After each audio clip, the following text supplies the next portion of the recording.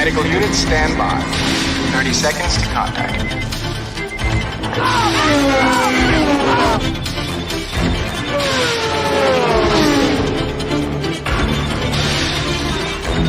20 seconds.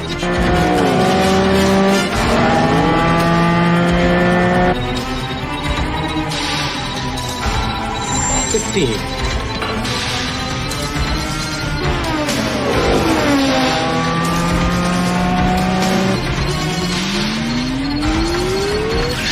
10. 5.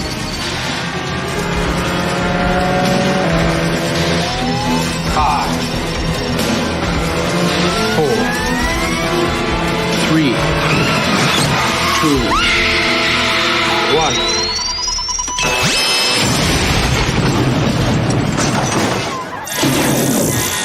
1. We got him. Let's go.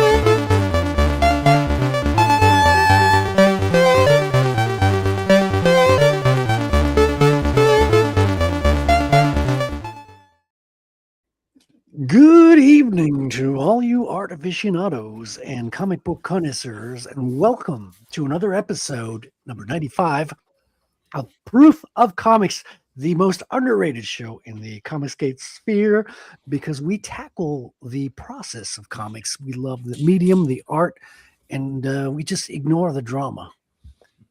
I don't even believe myself when I say that.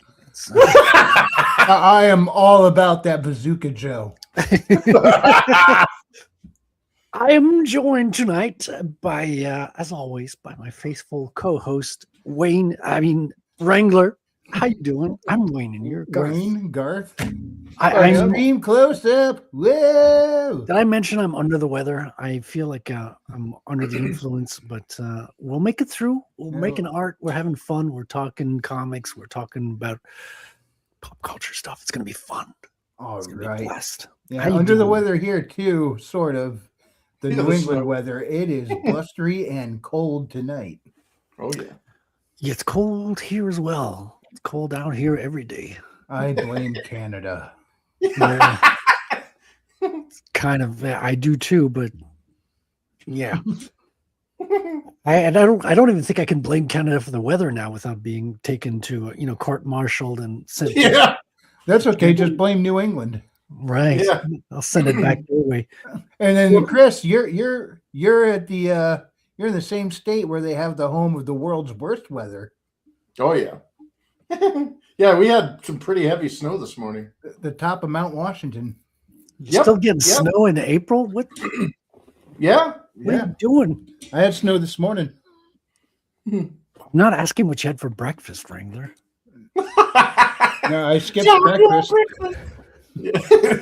Let's say hello to the chat real quick. We got Adam Weber here with the Canadian flag. How you doing? Sir? Welcome to the show. Nice to see you. First in. We got Rosario. I was going to almost say Rosario Dawson. What am I thinking? Did I mention I'm under the weather? Everything's going to be blame on my... Basilisk left a comment before either of us were even in the studio. Oh, wow. Yeah, I know. He was there. He just comes in and raises the flag for everybody. Like he's one of those people that get up like at 4 o'clock in the morning to, he clean the bugle and get everyone ready for the day.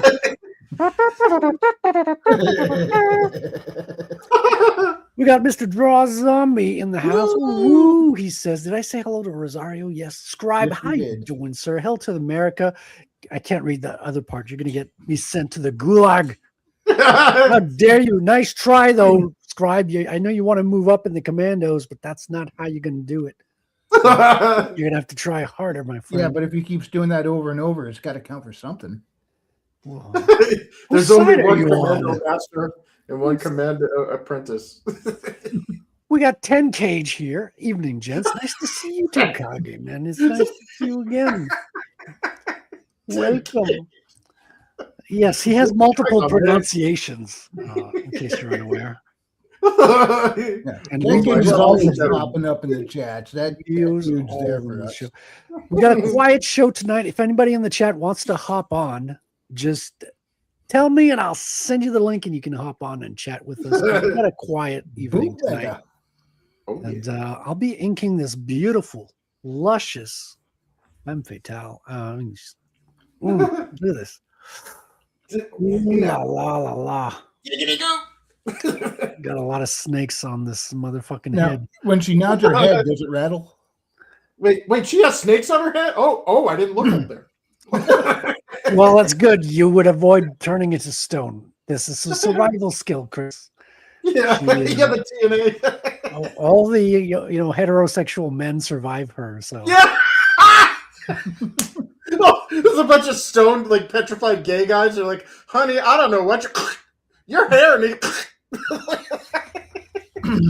yeah. Well, that's the Yeah, idea. It's like Francisco when you was go to the devastated. office of her boss, like she has statues of all the people who was threatening him. And it looks like a gallery, but it's in fact Now I know Prison. why I saw that statue of the guy with his hand on one hip and his other hand held up forward Yeah. and lip wrist. you're reading too Oh, much. into bitch, this. please! You think you're a bad? More booty. I cannot put more booty. I've put all the booty I could put into this booties, Zombie. I cannot. I have no more booty to put. Get Basculus saying saluting. Nice to see you. My boy. Yes, sir. Chris, Yeah. you welcome. Kage reporting for duty. Canada must be stopped. Well, you're too late. It already has been stopped. Yeah, That's the not problem. really moving anymore. Yeah. Although they did Blame pass a nice law in Canada. Quebec. No, they Which- recently passed a secularization law in Quebec, making it illegal to do that Muslim display of power, where they like all get in the street and pray. Yeah, there's a little bit of resistance here. We were the first ones to speak against the migrants, and because Quebecers, we are the most racist. I know everyone else is trying to be more racist than us, but French Canadians, that's why we still have our culture, man. We stood strong against the Anglos.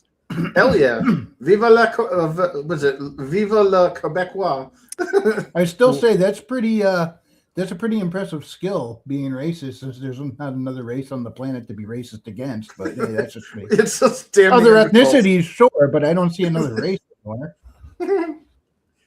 Oh, Just the one genome. That's just the one. That's all we got. Too few brain cells to make sense of what you just said, Wrangler. I'll just wink and keep going and hope I don't miss anything important. Bootlegger says snakes on a plane, snakes on her head, etc. Yes, Yeah. her lesbian girlfriends are very satisfied with her. oh, Yeah, she's not. I thought she was in a relationship with Stone Cold Steve Austin. They call him the rattlesnake. Well, see, she has just the heads. Isn't the rattle on the other side, which she has none of? Yeah, that's why. Yeah. That's why you hear the rattling whenever she nods her head. she's got See, now rattles. that's world building. That's world building. Have you guys seen Blacks on a Plane? Yeah. What was that? The soul plane there? Is that a Snoop trick Dogg? question, Scribe? You trying Soul to get me Plane, canceled? I did see that movie. All I do is, hey, look, I just bring a Burger King crown and I just sit down and proudly proclaim my heritage. Wait, is that a real parody movie? Is that a real Yes. film? Yeah, Soul Soul Plane, Plane. yes. Blacks on a Plane, no. I don't think there's a blacksmith lane. Wow. The Soul Plane, I watched it. It was absolutely hilarious, but it was such an inundation of urban culture that after that I had to watch Dukes of Hazzard as a palate cleanser. Yes. That's what Tenkage says. I'm sticking to the Japanese pronunciation these days. Tenkage. All right, man. Oh, this name. Why are you Tenkage? Because it used to be Tenkage, but we all just called him Tenkage because we thought it was reference to a manga. Makes more sense anyway. Every time I fly, Yeah. right? Enough. She has all of them split ends. Oh yeah. Yeah. Wow. Okay. Lol. It do be like that. Dad jokes. And we made it through, ladies and gentlemen. This is the opening of the show, and it's time for our sponsor. Here we have some toy commercials for you to open up the show. New from Sunglasses Kid Toys, it's the Lethal Weapon 2 action figures playset. Get the Martin Riggs and mobile home with realistic handgun dead wife portrait picture and beer cans to make your futile, painful existence bearable. Also get the GMC 4x4 with realistic winch system, ready to tear down the homes of anyone who gets in your way.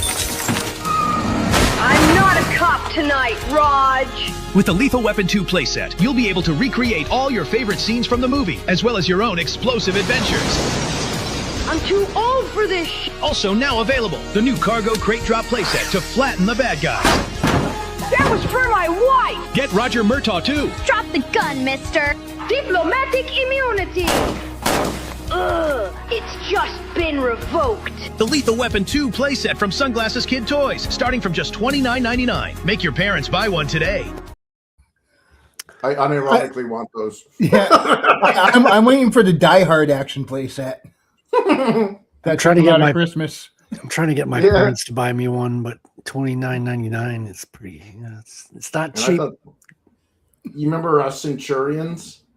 Yes. Ooh, that's Those old. things were super expensive. It was like back in the 80s. It was like $12 for one of those things.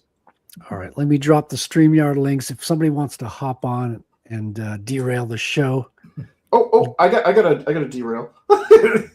You could you already have derailing power, sir. Well, so yesterday I spent about 6 hours playing a video game that I think I got violated by. It was a game. It's called Whispers from the Star, and it's a chat bot. So it's all AI and it's voice controlled. Okay. No, dude, it's this science fiction story about this hot Asian chick that gets marooned on a planet, and she somehow makes a phone call, like reaches out for her distress call, and somehow latches onto your signal or whatever.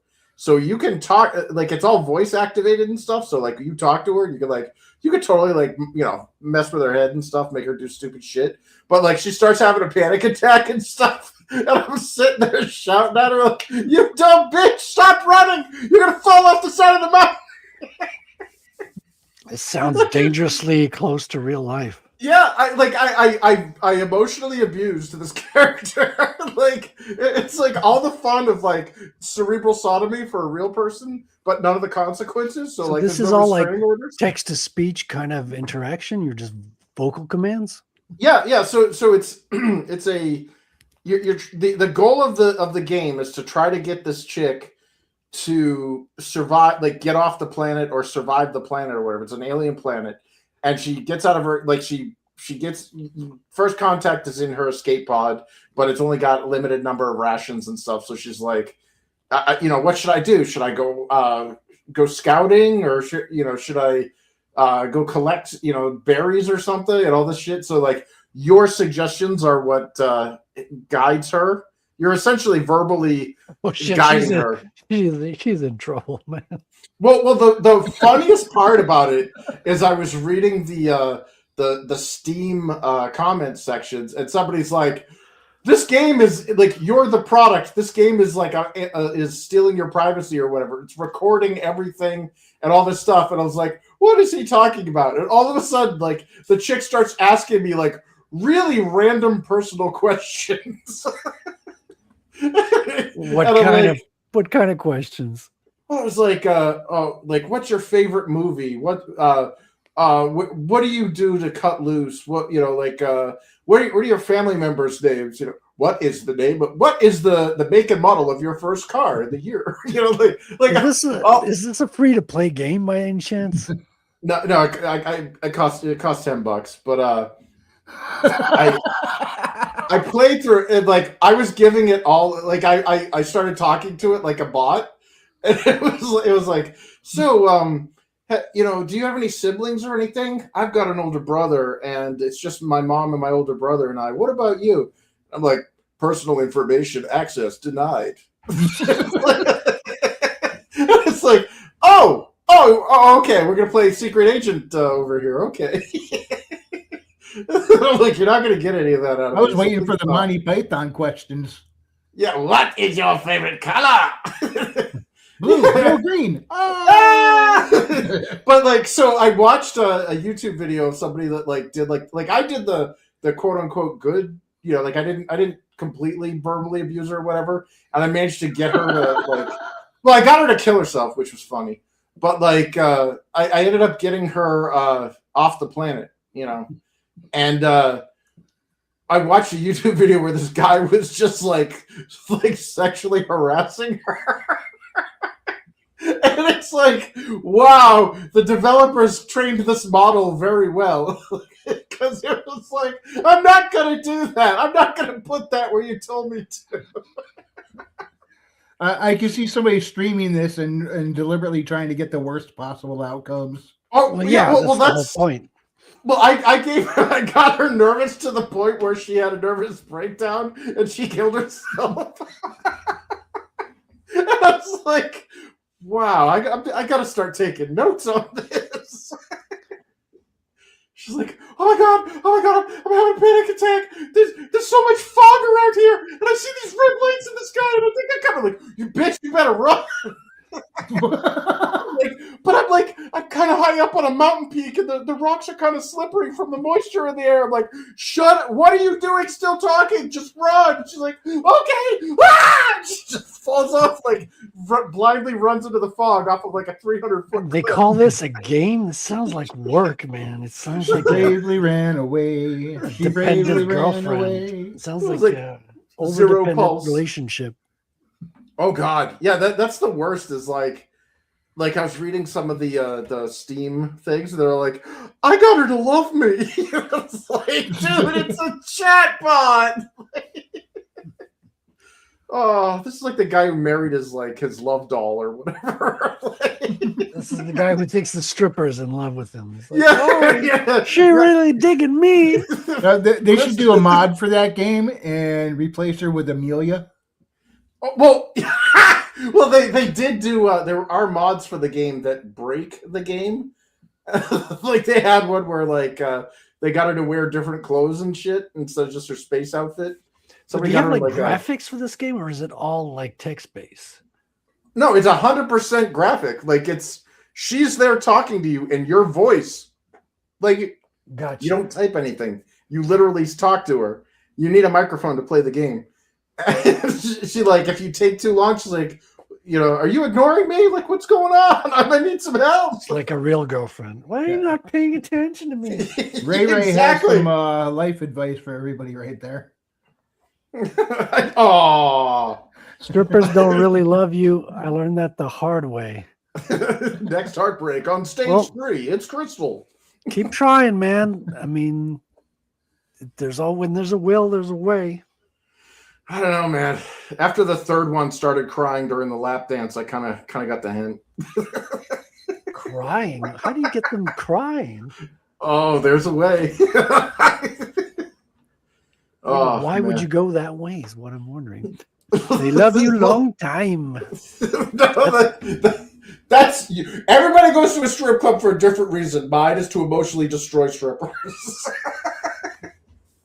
The worst is when you make eye contact with them and you just stop, like, don't break eye contact, and they try to stick every body part in the world in between you and their eye contact. I had one chick doing what looked like a Twister on the stage. You guys have weird habits. Well, there's a place down here in Massachusetts called Tens. They should have called it a Fours, But like, it's like, I say, does anybody here not have a cesarean scar? You made me laugh so hard I had to mute my mic to cough. The worst part, dude, was my roommate when I was living just before I moved out to California as a send off. He took me down to Tens, and I'm like looking at these chicks, and I'm like, oh, dude, like, I'm trying to fuck my hand, man. You know, if I give you money, will you go away? You know, and this one hot chick gets up on stage, and I'm like, oh, hello. Wait a minute. And she comes walking across the stage, and she's like, you look really familiar. I'm like, yeah, so do you. She's like, I know that voice. She says my name, and she's like, class of 90. I'm like, oh, shit, this is one of my former classmates. Oh, thank God. I thought you were going to say teacher, man. You know what we got it bad. Fisk, we should get together and make a club and actually call it Fours and just hire a bunch of plain Janes to stay fully clothed while they play a game of Twister. Yeah. Yeah. This one's going through menopause. Oh, shit. One just sits in the corner and complains all night. Oh, yeah. One of them's talking about her Walmart receipts not being accepted. You go up to another one, hand her $1. She's like, oh, not tonight. I have a headache. You guys are missing the point of paying to go somewhere, I think. Well, strip clubs are only good for like the first, I'd say, 30 seconds of when you walk in and you're like, whoa, naked chicks. Awesome. And then like the reality sets in and it's like, yeah, she ain't touching my penis. Like, and oh, that one's probably got the herp. Like, you know, it's just, it's sad. You know? Oh, you're just profiling them now. Yeah. What is a stripper bigot? A stribbit? Like, Strip it. No, it's just, I don't know. I never, the strip club thing just kind of. So what got you guys on this strip club topic? Is this? It's not my drawing. I think it was It's not this big bootylicious black. Yeah, the chrome ass cheeks, man. It was in the chat. It spawned off from the game that Chris was describing. Yeah, the whispers from the star. Yeah, oof. Oh, dude, I want to see other streamers just emotionally torment this chick. Because it's so funny when she starts having like panic attacks and shit. What I want to know is when she starts asking all these weird questions out of the blue, doesn't it not break immersion? Does it like not feel like it's not in the context of the game, right? What's your favorite movies? Oh, they try to make it. They try to make it part. Oh, I also had that dumb bitch try to gaslight me about Interstellar. I'm like, okay, your AI's fucked. She's like, what are you talking about? I'm like, you're trying to gaslight me. You have a hallucination. She's like, what are you doing? What are you saying? Because like, you know, the whole sci-fi game, and it's talking about black holes and stuff. And somehow we were talking about, she moves the subject to like movies, science fiction movies and stuff. And she's like, you ever see that movie Interstellar? I'm like, yeah. She's like, well, what was your favorite part? I'm like, I like the part where like Matt Damon flipped his shit and killed everybody. And she's like, no, Matt Damon wasn't in. No, she goes, Matt Damon wasn't in Interstellar. I'm like, what are you fucking talking about? He was like the number one villain. Like, no, I think you're thinking of The Martian. Like, no, I'm not thinking of The Martian. I'm thinking of Interstellar. No, you got to be mistaken because Matt Damon was in The Martian. I'm like, well, I'm looking at the IMDb thing right here, and it seems to agree with me. She's like, funny. That's weird that IMDb isn't accurate. Like, wow, this is like totally arguing with a real chick. That's a good dude. I think they nailed the female mind. Yeah. It's so narcissistic, like, you know, that like gaslighting me. She's like, well, I'm like, look, you may say that it's wrong, and then she's like, just to like diffuse the situation, like it was funny. It's like, fine, we can agree to disagree, but I'll tell you, Matt Damon was in The Martian. I'm like, I'm not arguing that he wasn't in The Martian. She's like, I thought we put that to rest. Let's move on. That reminds me of this thing. I think I don't know if I saw it in Discord or on Twitter, but it said when women face accountability, and it was a clip from Star Trek: The Next Generation, Beverly Crusher saying, "There's nothing wrong with me, so there must be something wrong with the universe." That's it. So my question for you now, Chris, is how much did she get out of you in microtransactions? Oh, 0. And the good news is that was my first question. I'm like, let me guess. There's a spot where I can enter my credit card. Every woman has a slit for your credit card to go into. You ever see that from Family Guy where like Quagmire takes his card, slides it across her camel toe? I might have. Did you ever see the scene from Family Guy where Stewie was in a strip club and goes, "Oh, come on! Isn't there anyone in here who doesn't have a C-section scar?" Yeah. All right. Oh, I found the trailer. Let me see if I can. Here we are. Let me. I'll send the link to the trailer. Oh, you can pull it up on your end if you want as well. All right. Let me. Okay, let's see. Ray says, "Don't fuck your teacher. It doesn't end well. I learned the hard way." This is a wise man we're talking to. Well done, sir. He has a lot of wisdom. You're going to have to come on the show and share some of that A wisdom. man of culture. I'm hot for teacher. We've got the StreamYard pinned. StreamYard link is pinned to the chat. If you guys, somebody wants to hop on and ask a question. I don't feel tardy. We're not going to answer it, but you can still come on and ask. All right. All right, let's watch the trailer. All right, let's do it. Can you up the volume? If you're receiving this, please respond immediately. There we go. You're actually there. My name is Stella. That. Can you override the system? I can try to override the escape hatch, but no promises. You want to know what I'd do once I'm back on Earth? I'd turn this whole journey into a sci-fi movie. Something's not right. This place isn't normal. What in the actual hell? You finally decided to pick up seriously? Oh, she said fuck for me. All work took over nothing. Wait, a rocket! There's a way up of Gaia! That was beta. Okay, it's still in beta, or is that an old trailer? It's an old trailer. It's from like a year ago.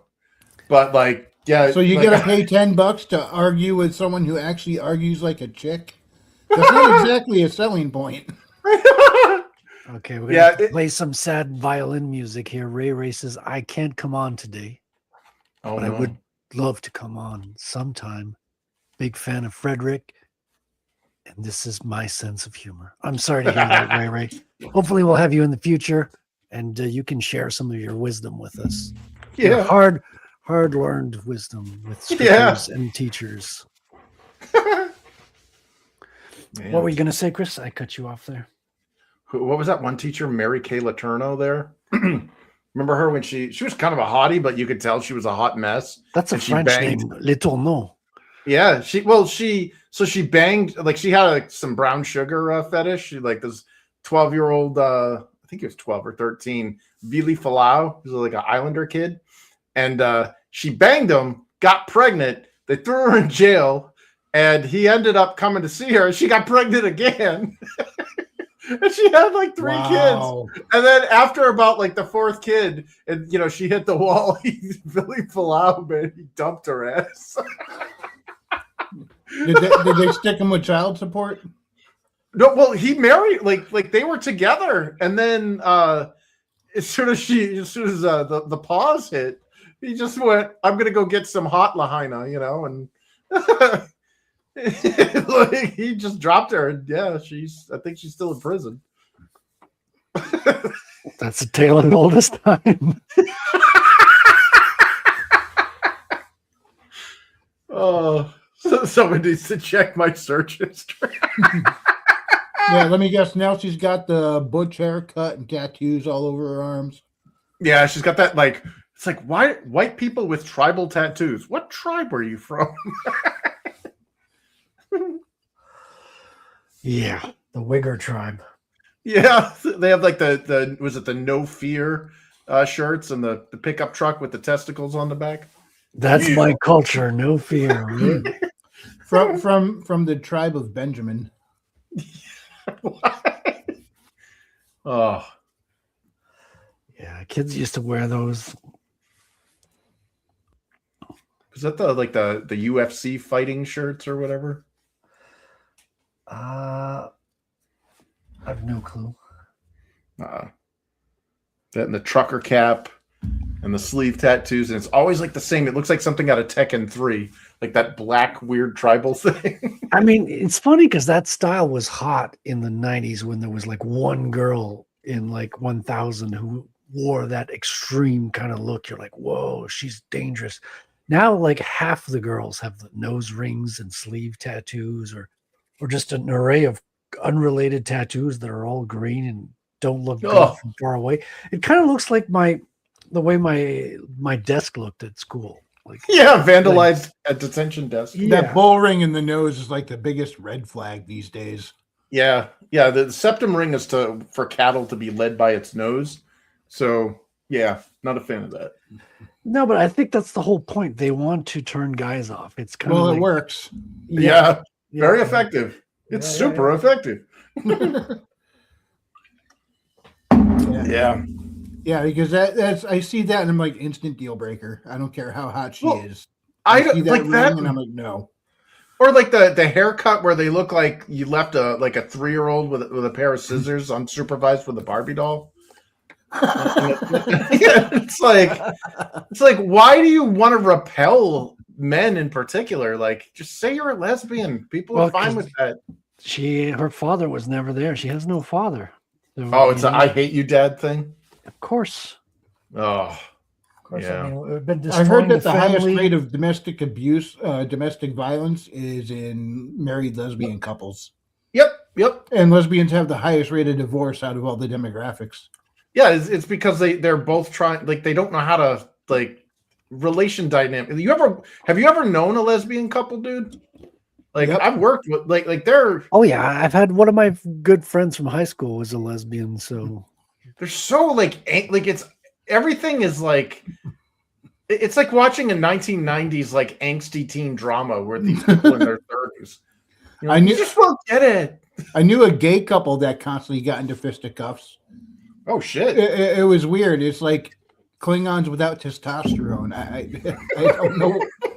It was the weirdest thing. One time they stopped the car, got out, and started chasing each other around. And I pulled out my phone, found a tune, and started playing as they're running around the car. Oh god. No, I mean, I think I've seen fucked up relationships with with the straights, with everyone, but like, yeah, the lesbians, the Straits of Hormuz. Sorry, I had something in my throat. By the way, is that still going on? I did hear it was announced he planned to end it tonight. So, They've got a 48-hour kind of warning, right? Shit's getting real. I don't know. All I know is they wrapped a whole bunch of women around their bridges and power plants because, well, I guess that's what they do over there. I don't know. Yeah, they want to take the trash out, so they're like, "Hey, if you're gonna blow something up, get rid of my mother-in-law and throw her." You guys heard about the Medal of Honor recipient, Australian? Like, he got like the Victorian Cross and stuff, and now 2-3 years later, they're hauling him in for war crimes, and they're going to send him to prison for life. Are they charging him with the exact same thing they awarded him the medal for? Well, they're like, it's weird because it's like, you know how we have so much conflicting information on social media. Like, I don't know what's real and what's bullshit.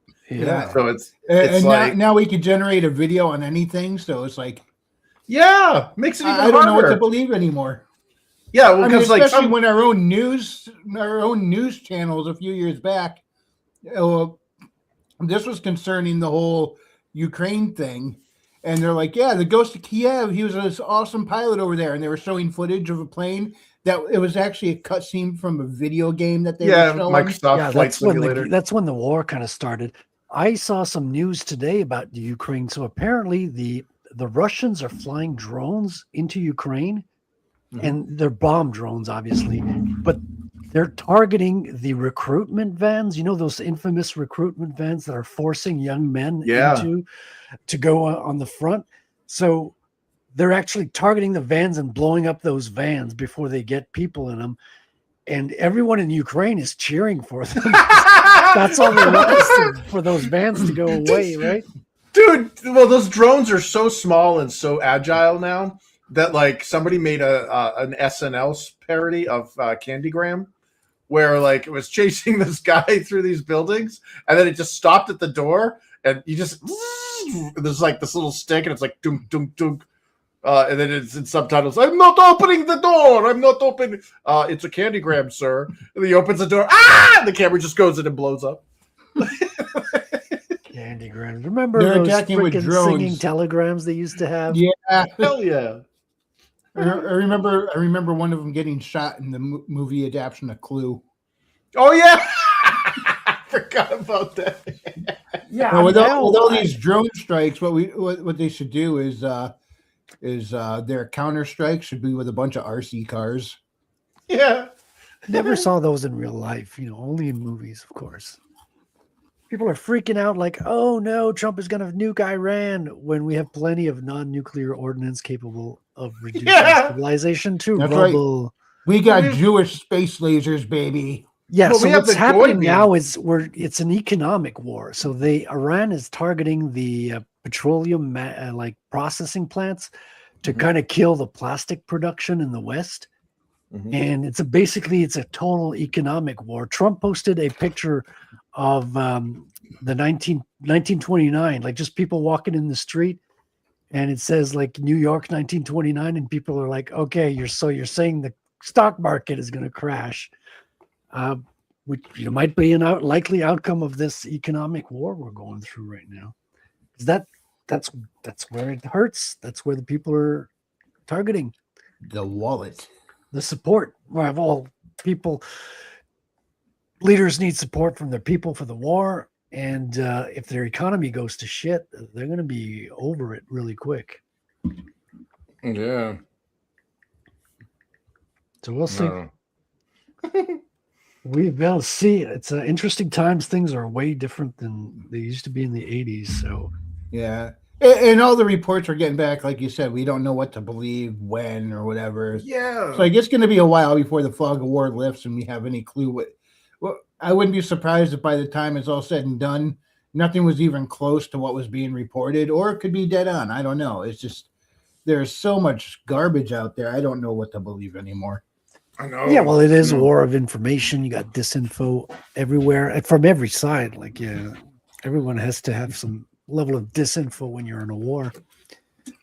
That's how they got the pilots from the crashed airplanes. This United States had a CIA program saying that they already found them, and they were actually doing invasion with ground forces, when in reality they were actually looking for the pilots still. Oh shit! But it's all games of you gotta confuse your enemy so they don't know if you're coming or going. Yeah, with today's video generation tech, I mean, wag the dog has never been more probable. Yeah. Yeah, Dude, like I've been wagging the dog with freaking Grok on X. Yeah. This week. That's like with Henry Cavill. I was like, what? I'm like, hey, I'm just hanging. I met my friend Henry at the mall. We're gonna play some more, and people were like, dude, what's going on? What is this? Introduce us. Oh, did you do one with Selena Solaris yet? Oh. No, but I did one with Salma Hayek. Oh. All right, you said She's it. fine. I got to play it. We haven't played her in a long time. We've been neglecting poor old Salerna lately.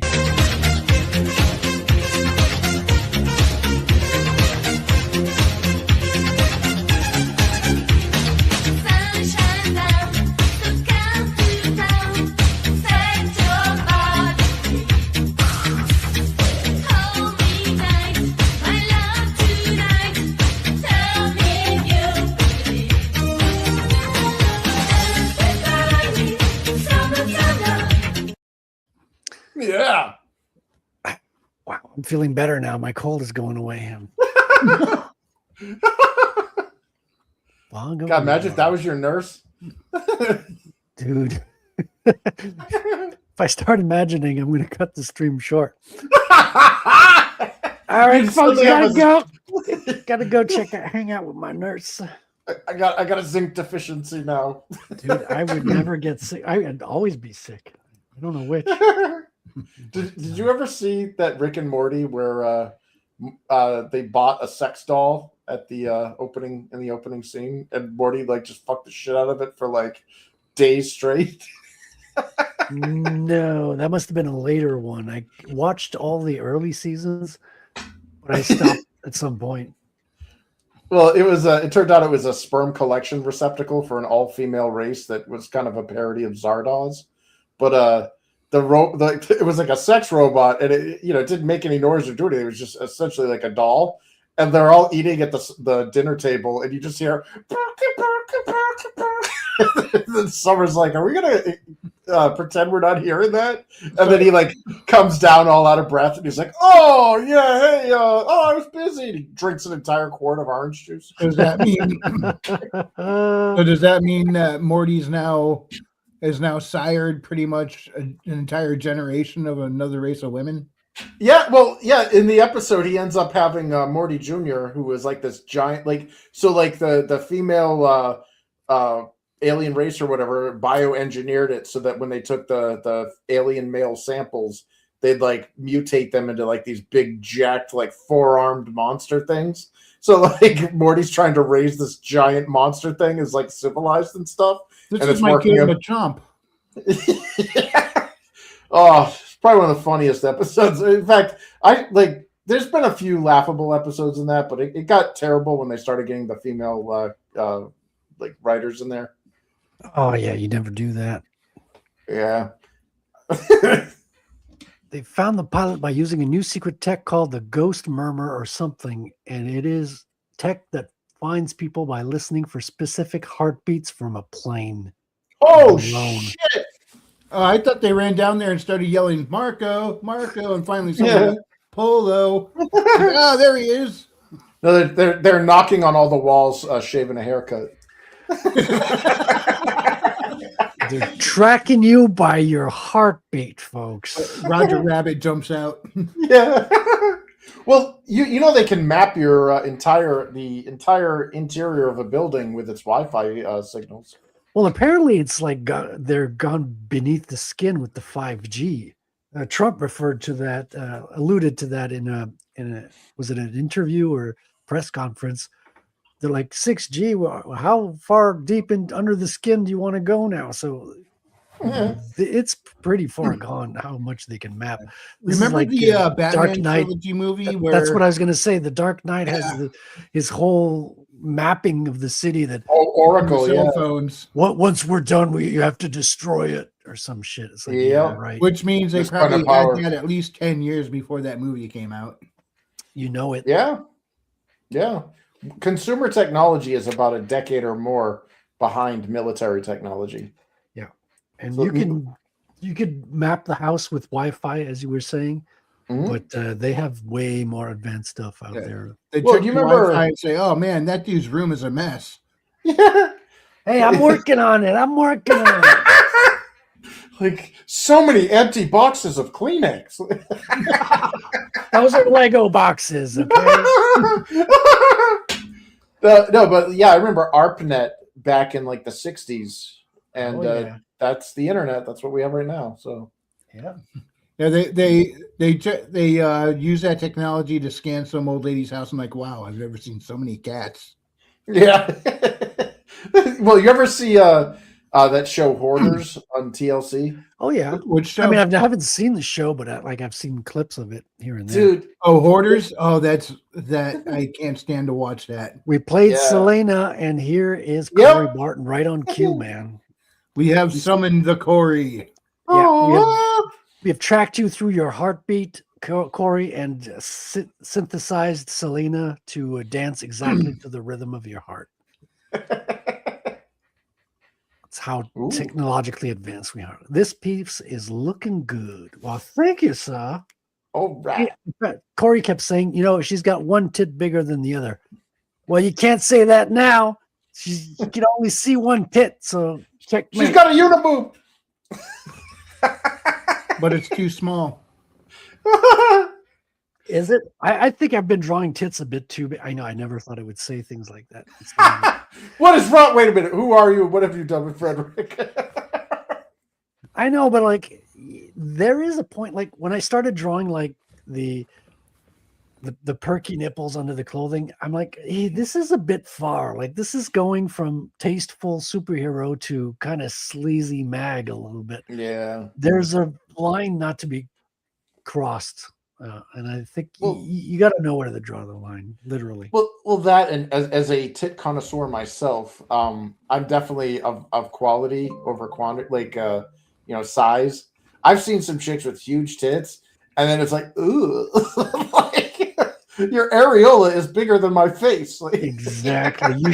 You should not see the lining of the areola under the tissue. Like maybe her nipple when it's perked and it's cold outside. If she's in the water and it's cold because it's Canada.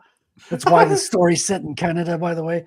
But that's a legit reason for maybe to see that perky nipple. But you never see the outline of an areola. I mean, not No, I think the one thing you got to do is like maintain consistent proportion. Like, this one character has them larger than this other character. Make sure like they're not going up and down in size. Always have them be consistent size. Oh yeah. Well, do you remember that game Killer Instinct back in the arcade, like back in the 90s? Oh yeah. So the character of Black Orchid,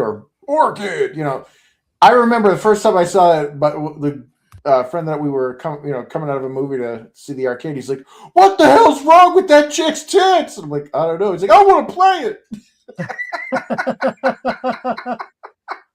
Because they were like bananas, or like I called them Aladdin shoes, but like, they were like perky. Like those things are doing permanent flexes.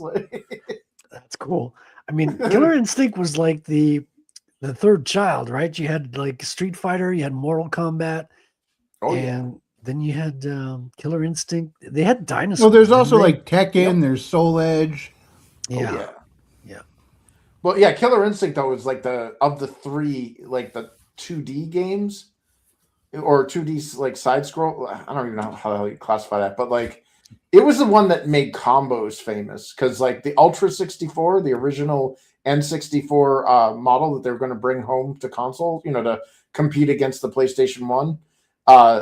They're like, oh, it's Ultra 64. So when you do combos, it gives you like a number, and it's like killer combo or monster, and it's like gives you a number. But if you can get 64 or more, it'll go ultra, and it's in line with the Ultra 64. And then they scrapped all that. They scrapped it and they made it the N64. And and then by the time that Killer Instinct came to the home console for the N64, it wasn't even Killer Instinct. It was like Killer Instinct 2 mixed with some other crap. Yeah, it was nerfed. Corey says, break the rules. There is no line. Rules are lame and boring. Well, we have some rules here on this show, I'll have you know, and here they are. There's no crying in the office. If you have to cry, go outside. Okay? And if you're sensitive and somebody hurts your feelings, I don't give a This is not group therapy, so get over it. We're not really mean, but we'll say mean things too for sure. So just know, if you're crying or you're having a bad day and you've been knocked around, the best thing to do is to come back. Some days just suck. Don't you forget it. I would go outside to cry, but I'm afraid going outside right now will make me cry. Yeah.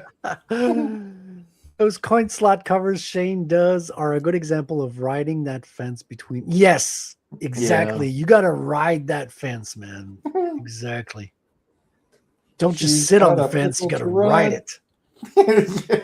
That sounds painful. Where's that meme of the chick with the rocking with the racing horse in Walmart or Target or whatever? Oh yeah. That's Jennifer Connelly. Yeah, God. So I've been seeing memes of that they replaced Jennifer Connelly and the two people sitting at the table with other people. Yep. And then I saw one it was Jamie Lee Curtis and John Travolta. It was like some aerobics class, and they did it with Linda Carter in the Jamie Lee Curtis role, dressed up as Wonder Woman. And I'm like, yeah, this is why I'm straight. Like in the 70s when I was a kid, I think I went through puberty in one episode. Damn. One channel you had Linda Carter as Wonder Woman. Another one you had Catherine Bach as Daisy Duke. Oh, God, yeah. And then Aaron Gray as Colonel Wilma Deering in that white tight suit and Buck Rogers. And then whoever that hot blonde was, Heather Thomas, I think, from The Fall Guy with Lee Majors. Oh, my God. The 70s were so good. Hell yeah. I was about to go hit the $6 Million Man thing, and I realized, no, wait, that's wrong show. Wrong show. It's on your show. You got to I tune got the into $6 the Million weekly Man wing. clip. So, ladies and gentlemen, I mean mostly gentlemen. I mean, men. I don't know if there's still any gentlemen left. If you're not subscribed to Wrangler, go do so now. He has the weekly wing it on the Mondays where it's almost the same crew, and we talk about stuff that happened in the week. We're winging it. Okay, that's the whole point of it. Rob, I almost call him Raw Zombie. Draw Zombie says, "Yo, Corey, how's it going?" Yeah, saluting in the chat. Welcome, folks. Yeah, nice man. to see you. We got 19 people watching live, and it's about the time for another commercial. I think if you haven't gotten it, get your G.I. Joe Rogan. G.I. Joe Rogan! When the world needs answers, one man is asking the questions. Oh no, a hairless chimp is going after Marshall. G.I. Joe Rogan, move in! He's hurt. Initiate recovery protocol. Activate heat shot proteins in the Ways to Well playset. Quick heal with BPC 157. Get to work. It's time to uncover the truth. How big was the craft? Oh no, it's Alex Jones. I don't like them putting chemicals in the water. G.I. Joe Rogan playset comes loaded with official On-It accessories. It also includes limited edition compound bow and realistic elk target. Bring home the full G.I. Joe Rogan playset today. Accessories sold separately. Batteries not included. Supplements not real. Do not take medical advice from a toy. To turn the freaking frogs gay. You know, the funny thing is that turned out to be true. All the atrazine and stuff. A lot of what Alex Jones said turned out to be true. At least to some degree, maybe not all exactly as he said, because I mean, he would go off the wall and everybody make fun of him, and then years later, there it is on the news. We're like, oh man, yeah, vindicated again. I mean, I get a kick out of Alex Jones, but I'm getting real tired of having to say he was right. Yeah. It's like, oh, I hate Alex Jones. I know, isn't he a weird conspiracy theorist? No, he's a prophet. Yeah. And didn't he get like sued for like billions of dollars or some ridiculous? Yeah, the Sandy Hook thing. Yeah. Yeah. And because he thought it was one way and said so, and he pretty much got sued for his opinion. Yeah. Well, he's funny in court though, dude. Yeah. Oh, they utterly destroyed him, and yet they can't get rid of him. They tried. In fact, after the whole court thing, I think someone said, "Wait a minute. I thought we were going to make it so he could never work again. Why is he working again?" It's like, okay, now this isn't about justice. This is about destroying him. Oh yeah, well that's the Bolshevik playbook. You know, what did they do? Charge him more than the GDP of a country? Yeah, they did. Yeah, and I think they charge him more than Canada for sure. We did. The only reason we got a GDP here is because they're important immigrants faster than the house market can go down. Jesus, dude. Yeah, it's so scary. There's only one thing we're producing. I don't know if you knew this. Canada has no exports except for one thing. It's Rattel comic #1 coming out soon. Get it today on the Second Chance campaign. Let me drop the link. I thought you were going to say Canadians. They're leaving by the. There's entire provinces that are recorded like it was like 9% or something of the population. Just man. Yeah, I think that was in Vancouver. They're just like, yeah, we just lost 9% of our population. I know people who left. I also know people that never thought they would consider leaving because this is like, especially the French speakers. They're like, we're not leaving to. They don't want to go somewhere that's English speaking, and they don't want to go to France because it's France. Yeah. So it's like they never considered leaving ever. And one of my friends, his sister's in the medical field, and they were talking about, hey, you're going to be charged by the, you're going to be paid by the client, by the patient from now on, which basically translates to you're going to have to see as many people as you can during the day, means getting them out the door as fast as possible. The doctors were just like, oh my God, you can't practice medicine like this. And for the first time in their lives, they were thinking, oh, I have to leave Canada, I have to leave Quebec. Well, bienvenue on New Hampshire. Yeah. You know, like seriously, like all the doctors we have here, they're either, you know, we have like Spanish speaking doctors. A lot of them are ding ding ding ding ding ding ding, you know, but it's like I would gladly trade that for a Quebecois. Like, come on down. Mon français est très mauvais, but well, you're better off. You know? The premier, the Prime Minister of Quebec, who proposed that horrible idea, eventually had to, what was it? Not recuse himself, but he completely quit. He just resigned. They forced him out. They forced him out. Yeah, because he was like way too unpopular. Well, he's the same guy who got us through the lockdowns and all, like canceling New Year's Eve party the day before the day of New Year's. It's like, oh yeah, you're not going to party, while they were all doing it. Sending cops in people's homes to split up families on Christmas Day. Like there's videos of the cops trying to forcefully take the children out of the house because there was too many people in the fucking household on Christmas. Like that is fucking evil. That is satanic bullshit.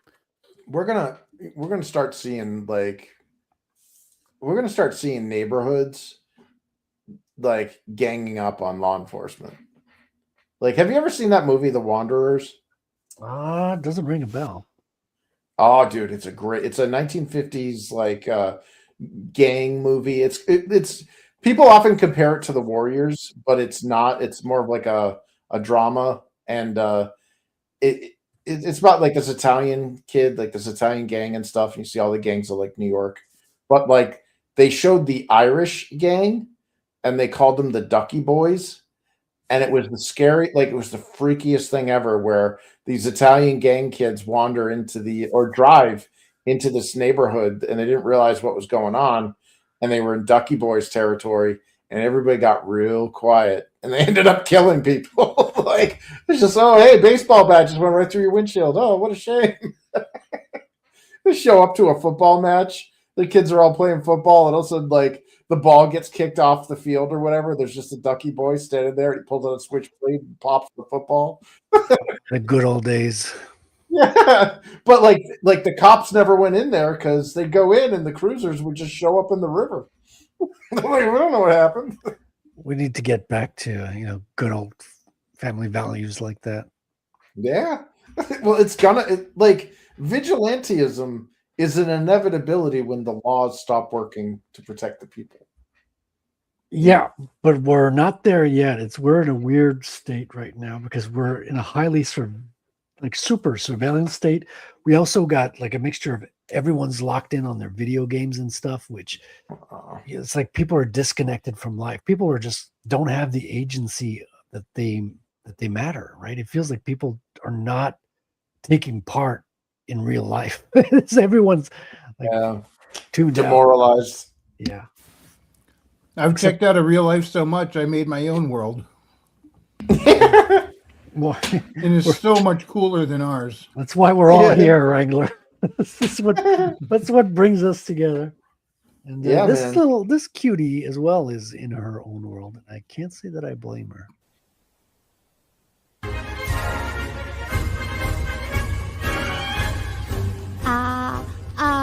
Auf der Weide blüht ein kleines Blümelein und das heißt Erika.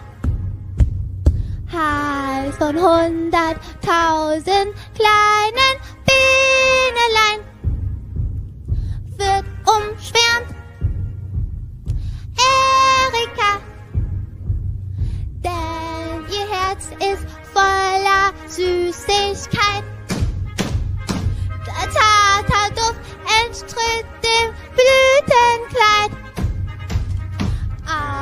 der Weide blüht ein kleines Blümelein.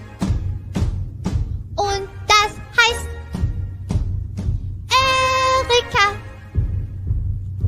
In der Heimat wohnt ein blondes Mägdelein. Und das heißt Erika. Oh, fuck, wait, did I mess up? Oh shit, I messed up. Oh crap, I'm so sorry. They're romantic! You have no idea about romance! Anime intro World War II. I'm joking. Oh shit, I can't say that. Oh my god.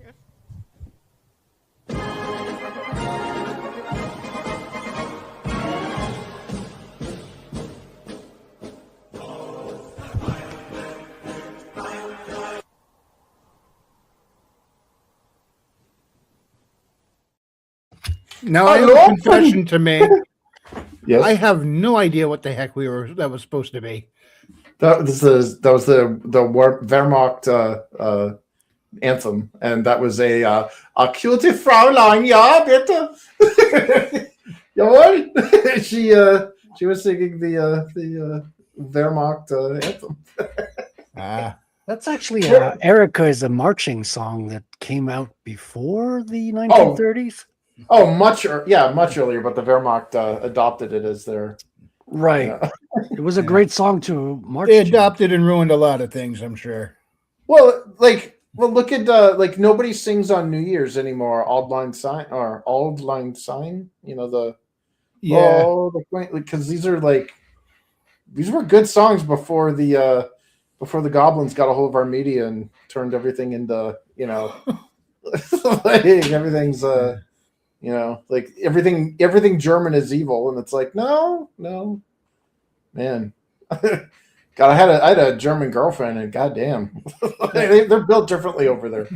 And then there's also the German suplex. That's always handy to know. I love how we went from my ex to the German soup. Anyway, Sheldon Martin and Subject Get Comics have joined us. What's up, guys? Hey, welcome, gentlemen. Welcome in, y'all. That's a juicy can. That's right. Subjugate. How you doing, sir? Welcome to the show.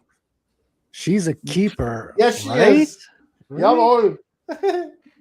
She can march in my band any day. So it was a Japanese girl who could speak English singing in German. Like, come on. That's the diversity we've been told was our strength. Come on.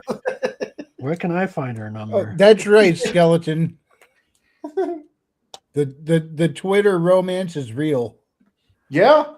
I'm really glad to see that there are a lot of Japanese people that are fully understanding what's happening to their country right now, and they're speaking up about it. Yeah. I just fear it might be a little too late. Like, speaking doesn't do anything. Like, holding protests is not going to do anything. You have to address the problem and not the symptoms. Speaking of the problem, Johnny Somali is about to get thrown in jail now. Did you see? I'm so happy. I thought he had been in jail. Dude, no. I am the Koreans. He's been on trial for the past year. So in South Korea, the way they do it is the process is the punishment. So they let you free while you're on trial. Basically, you can't leave the country. You have to pay rent and your food and all that. So basically, he had to borrow money from Hank, his South Korean buddy, who was kind of supporting him in his bad habits. Mm-hmm. But now he's pled guilty to a lot of the things. But he was trying to not plead guilty to or not get convicted of the what do you call it? The deep fakes. The deep fakes are the worst because they come with mandatory jail time. Yep. And he's also guilty of a sex crime, which against kids. Yeah, which sounds worse than what he actually did because we had a radio playing. Like these anime girls getting plowed. So he didn't go out and touch kids, literally, thank God. But he had like terrible audio being like played in front of children in a subway. Yeah, like we're talking like elementary school schoolers, like second or third grade. Yeah, so which is also bad. It's not good, but it is the crime kind of sounds a little bit worse. It sounds worse than it is. Yeah. Well, Now, honestly, it also comes with consequences, meaning that his jail time, because he's a sex criminal, because of that, he won't be allowed to be doing like serving jail with foreigners. So he's going to be forced to do mandatory physical labor with Koreans in South Korea. If he survives this, no, I truly hope he learns some humility and truly turns his life around, because that dude is so lost. I have no sympathy for this bastard, dude. What he did to the Comfort Memorial there, you know, I got skin in the game on that one, man. His family was involved in that, and he, you know, after all, he made a nuisance of himself in Japan. He went over to Korea, and the Koreans ain't putting up with that shit, dude. They had that one ex-Korean military guy give him like a flying roundhouse kick, knock his like a half a mile down the road. But you know me, I always hope that at some point somebody realizes how off the rails they've gone and truly tries to turn things around. Yeah, but he's not that kind of guy. Like if you saw him, like there's no cerebral activity there. He's never shown any remorse of any kind, and the whole Korean system is kind of based on remorse. Like the court hopes that you will see remorse, then they'll be lenient on you, won't give you the full penalty and things like that. But so what you're saying is, if he was Thor, he never would have learned humility and been able to pick up Mjolnir again. No. So back to Johnny. The dude, like even his father, he tells about a memory when he was 6 years old that his father called him callous at 6 years of age. So wait, he knew his father? He knew his father? Wow, that's a surprise. No, dude, the father's there, yeah. And the father's ashamed of the son. He's like, you can't keep he's been telling him how wrong he's been doing it. But Johnny, he's a nuisance streamer. That's what he lives for. He's unapologetic. He doesn't apologize for anything. And I think he's gonna get what's coming to him. Yeah, karma's a bitch. That's why you try to get on her good side. Man, yeah, that just the. Like you see all the signs they had to put up in Japan when like travel and tourism became, you know, affordable for like the average Joe, and you started seeing all these like gorillas hanging from the rafters and shit inside of trains, and it's like, dude, I lived in there. I lived in Tokyo for a year, and I did everything I could to not be a nuisance. You know, like there's cultural differences you have to adapt to. You know, I learned the language, did what I could to not make any trouble. And then when I leave and it's like, you know, I still have friends there, and it's like that the place I left 10 years ago doesn't exist anymore. Yeah. It's all overrun with these like, you know, oh, look at me, I can do breakdancing in the middle of freaking Shibuya. Like fucking like it's frustrating. Like, you know, and just the naivete or whatever, the good natured, like, oh, we don't want to make a scene. And it's like, you see like Americanized Japanese, you know, like Japanese people that either lived in America or American citizens that just happen to be of Asian descent. And they're the ones that are having to like deal with like, because like the average Japanese person doesn't want to make a scene. So they just stay quiet and kind of, you know, move away or whatever when shit gets out of hand. But like, the westernized Japanese have to like basically be the bad guys to try to deal with these assholes in public. Be like, you know, no, you almost kicked that woman in the head doing your breakdancing there, buddy. Like, Boogaloo Shrimp, get the fuck out of the road. They're ruining the reputation of everybody. I mean, this is kind of why the foundation of where the racist, you know, like reasoning comes from. Like when you see people behave like that, and they're all of a certain origin, you start to, you know, you don't want to tolerate it anymore. You want stricter laws. You want things to, because we're losing so much. We don't have a high trust society anymore. It's completely gone. So we're basically reduced to the common denominator, which means we're going to a third world We're all being brought into this third world kind of living. Read out is here in the chat. Can someone give me a stash of gold so I can open a bookshop where I sell historical books, manga, and all the great works of the Iron Age in between? I could be like a new wave Henry Knox, man. Woo! You got to go in them hills and start digging for that gold, boy. Or get some Bitcoin instead. Our boy says, are Japanese Asians not part of Asia? Well, that's an interesting point. I mean, I think they're of Asian descent, wouldn't you say? I thought. I mean, native, Japan's pretty much an island, right? Well, it's an archipelago, but the native, like the indigenous people, we're talking like way back when of Japan, the Jomon and the modern day Ainu tribes are actually Caucasian. Like if you were to look at the true natives, they have Caucasoid traits because they came out of Russia basically. But most Japanese, or what we consider ethnically Japanese, like thousands of years ago or whatever, they came from Korea. You know, they're ethnically identical. Even their language is very similar. I can't remember what it's called, but it shares a lot of similarities. Which is weird. Koreans have their facial features look more in line with the Chinese than the Japanese. The Japanese tend to have a little bit longer, more angular faces, where the Koreans have the rounder faces similar to the Chinese. Wrangler's gonna make some. But their eyebrows seem to be different. The Koreans seem to have thicker eyebrows than the Chinese. You know, well, actually, I do have really thick eyebrows. Damn it! Is that where I got it, Dad? You screwed me with your genetics again.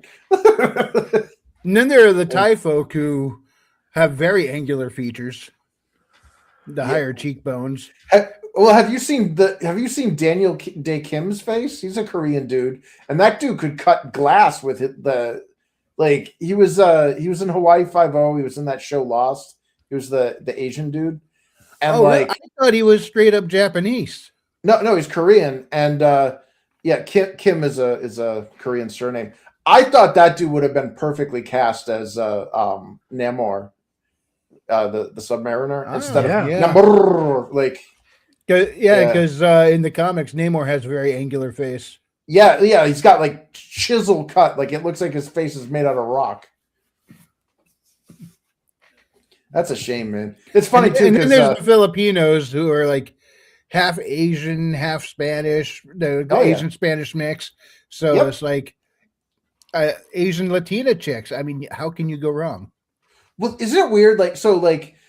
Filipinos are the only Hispanic Asian race. But I have seen a lot of Mexicans that look more Asian than like me or my family. Like, I'm like, dude, you're Mexican? Yeah. Well, you know, there's a lot of ideas that Sheldon made an interesting observation here.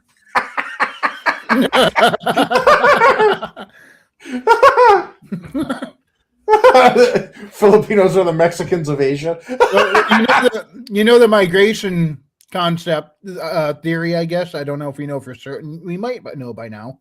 What's that? I'm not sure. That the land bridge from Russia, a lot of folks from Asia migrated across the land bridge, came down Alaska where you got the Inuit, and they went down the Americas. Oh, yeah. So a lot of the indigenous peoples of the Americas may actually have been descendant of Asians originally. Yeah, because some of them have the kind of that epicanthic fold bit going on. Yep. Well, that, and I always found this weird, but like, you know, you think with how primitive like the native tribes were in terms of like technology and stuff. You look at like the Spaniards and the Europeans, and they all came in with beards and facial hair, and even to this day, you know, but like the Mesoamericans and stuff, I'm like, why are they all perfectly clean shaven? I would kill for that. Like, these dudes are in their like 20s and 30s and stuff, and there's like literally not even like stubble. It's like, what did you use to shave? The grass is always greener on the other side. I mean, show me a Muisca with a goatee. There's a lot of Asians who would love to be able to grow beard, and I get this half-assed thing where I look like I was 14 years old and I grew a Fu Manchu because I was fucking with my my school yearbook and stuff. so I looked like the cruel tutelage of Pai Mei, but it was black. And unfortunately, with the Hebrew heritage, it starts curling when it gets to a certain level. So it goes straight, and then it looks like something out of System of a Down. I'm like, son of a bitch. But I can't get any facial hair on like my cheeks. So it's like sideburns. Dude, we got the same problem. I can grow a goatee, no problem, but I can't grow this. I can't grow a full beard. It doesn't come in on the sides of my face. Yeah, and then it just turns into a Fu Manchu. So I'm like, but it comes in just fine. It comes in just fine at the crook of the neck. I don't know why. Yeah, where I don't want it. Yep. So Art of Roy says the Indians have the same exact genetic intolerance to alcohol. They are genetically. Are you talking about the American Indians or the? Yeah. No, it's hardcore, man. I met a real Aboriginal, American Indian here when I was doing an opera thing, and the dude has members of his family that are losing limbs because of the sugar consumption. Sugar is causing them what do you call the disease? Diabetes, and so they lose fingers and arms and legs, and they still can't stop eating the sugar, though they know what's causing it. Yeah. I think they introduced it in Africa at some point to one of the tribes. And after 6 months, they had to pull it out of there because they started losing their teeth, getting depression. Some people were offing themselves, and they started calling it the white Satan. And they had to take it out of there. And then after like a month, the ones who were still there got over their addictions and they were fine. But it really messed them up. Welcome to Western culture, dude. Like that's happening to us now. Like I had hemodialysis, and it reset my entire olfactory senses, so my smell and taste and everything. I can't walk down the Little Debbie's aisle now at a grocery store without getting nauseous. Oh wow! Yeah, if somebody opens a can, like the sound of a can of Coke opening, yeah, like that is like a precursor for me to get sick because it smells like citronella. Even if it's just a seltzer water, or? No. So unflavored seltzer water doesn't bother me. It's a little bitter, but whatever. But for some reason, Coca-Cola, Pepsi, like all those, like even Gatorade and stuff, it has a smell to it that smells so like chemically. Why are you Gatorade? Yeah. Well, I think what happened is when they sucked out all my blood, ran it through a machine, and then reset it. It pulled out all of the tolerances that I built up from all of these poisons that we drink and eat. So it's like eating it or tasting it for the first time. Did you go without food for a while too when they were doing this? Yeah. Because I was going to say that's more than just the blood. It's there because I think what happens if we eat something enough, it starts to appeal to us because we end up with the gut biome, the bacterial flora in our gut. I think our cravings are what our gut biome craves. So if you change your eating for a while, you don't like it. But then once that whole gut, but it starts flushing out the old flora. And when that's gone and the new flora is there, you're going to want what you've been eating for a while. That can be affected through parasites as well, I believe. Because like my mom, when they were young, their family would purge the kids of parasites like twice a year. And that was a regular thing they did all the time because the kids were out in nature. You do it regularly. Now it's even the medical system doesn't address parasites. No one does any purging. So we're all running around with loads and loads of parasites now unknowingly. Oh, like liver flukes and stuff. Oh, well, the spinal column, the gut. It's a real epidemic. But here's the thing, our gut flora pretty much is our immune system. It is directly connected. You fix your gut flora and suddenly everything else starts to fix itself. It's amazing what happens when we eat what we're meant to eat and not all the crap, and all of a sudden so many things just are able to repair themselves and be good. I was made to eat frogs' legs, okay? And turning the frogs gay. No, because Frederick was. I learned a new racial slur from Frederick last week. Oh, I'm sorry. Senpai taught me. What was it? Well, it was frogs. It was the French frog, but that's not really a racial. The English I've always called the French frogs. I mean, that's I was like, where was like, why were they? What does that have? Are they comic skaters? Like, all right, right on, Bart. You know. And he's like, no, because apparently they eat French. They eat frogs. Not apparently, it's a fact. So is it like a comment? Like, because to me, poutine was like, you know, if you were to Well, say that's what French was, Canadian, but if you go back to France, frog's legs is a delicacy in France. I mean, same with escargots. Which is I was snail. like, why don't they call them snails then? Because I knew the escargot stuff. I didn't know frogs legs. Like, I thought it was like a southern thing. You know, like I got some Creole friends down in Louisiana. No, they got some look them crab, chitlin sandwiches. No, yeah, it's, get some grits. It goes back to France. France, they've got these tiny little meals, but they're eclectic. No, it's Well, the French are pretty heart healthy because they, I think a lot of the food they eat is pretty close to ketogenic all the time. yeah. They have the highest consumption of like saturated fats, and they have the lowest incidence of heart disease. Yeah, they have the best cheese, the best wine. Cheese! I freaking love le grand cheese. fromage. Yeah, I love cheese. Now, cheese. Although cheese is curd. addictive. You ever get the cheese curds from Dairy Queen? Holy crap, those are good. Oh, put that on the poutine. Speaking of good healthy fats, we got butter in the chat. Oh, Butter. Open the door. I have candy. It's a trap. Yeah, it's a drone. It's butter. Melts. Well, you destroyed remember- butter. You're just talking about like when I was a kid, everybody like we were always lied to. It was like, don't eat butter because it's fattening and it's gonna clog your arteries. Yeah. Eat margarine instead. Oh, And that then was we the learned margarine. Yeah, margarine's like carcinogenic. Yeah, it's pretty much what is one molecule away from plastic or something crazy like that. You have to But, do the opposite of what they taught you in school. It's like they're telling you, whatever you do, don't eat steak and eggs. So you eat steak and eggs, and just that, you'll be fine. You know. Yeah, that's because they were trying to go off that Ansel Keys model, which his study he fudged it just to like have his own confirmation bias, and then they based the food pyramid on that, which is completely upside down from what it should be. You know, proper human diet is meat. Meat. That's We didn't right. get to the top of the food chain being eating what the food eats. You should eat the 4 basic food groups: eggs, beef, bacon, and butter. I like Man. that. Oh, you got to have your bacon because it gives you the tallow that you need to cook your meat in. Bacon. Yeah. Back Although home. I do like some greens mixed in. Like you get some like asparagus you with some would. butter and garlic. You Nobody's perfect. No, because like straight up meat's great, but like you put some greens with that, and it's like the total package. So this was Chris Fisk's last appearance on the show. Thank you for being on up until now. Enjoyed your run here on Proof of Comics.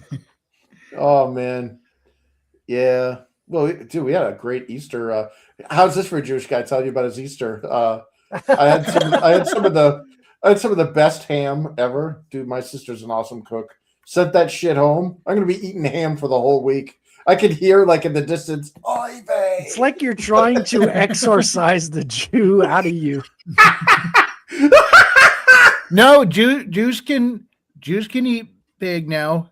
I mean that happened. It was in the Bible when God told Peter, That's "Arise, right, kill, butter. and eat," and he was showed all the things, and Peter was like, "But no unclean thing has ever entered my mouth." And God said, "Do not call unclean that which I have made clean. Now go, kill, and eat." Pretty much, he can have bacon now. Hey, Animation Overload. How you doing, man? Welcome. First, he gives us salvation through his son Jesus Christ, and then he gives us bacon. The God is bacon awesome. Yeah. Oh, man. You know, bacon I heard is a few- proven to prevent you from dying of exploding. That's right. Wait, what? Well, Oh yeah, self-immolation. Yeah. Well, I heard if you plant bacon seeds in real estate, it keeps the really loud noise pollution away.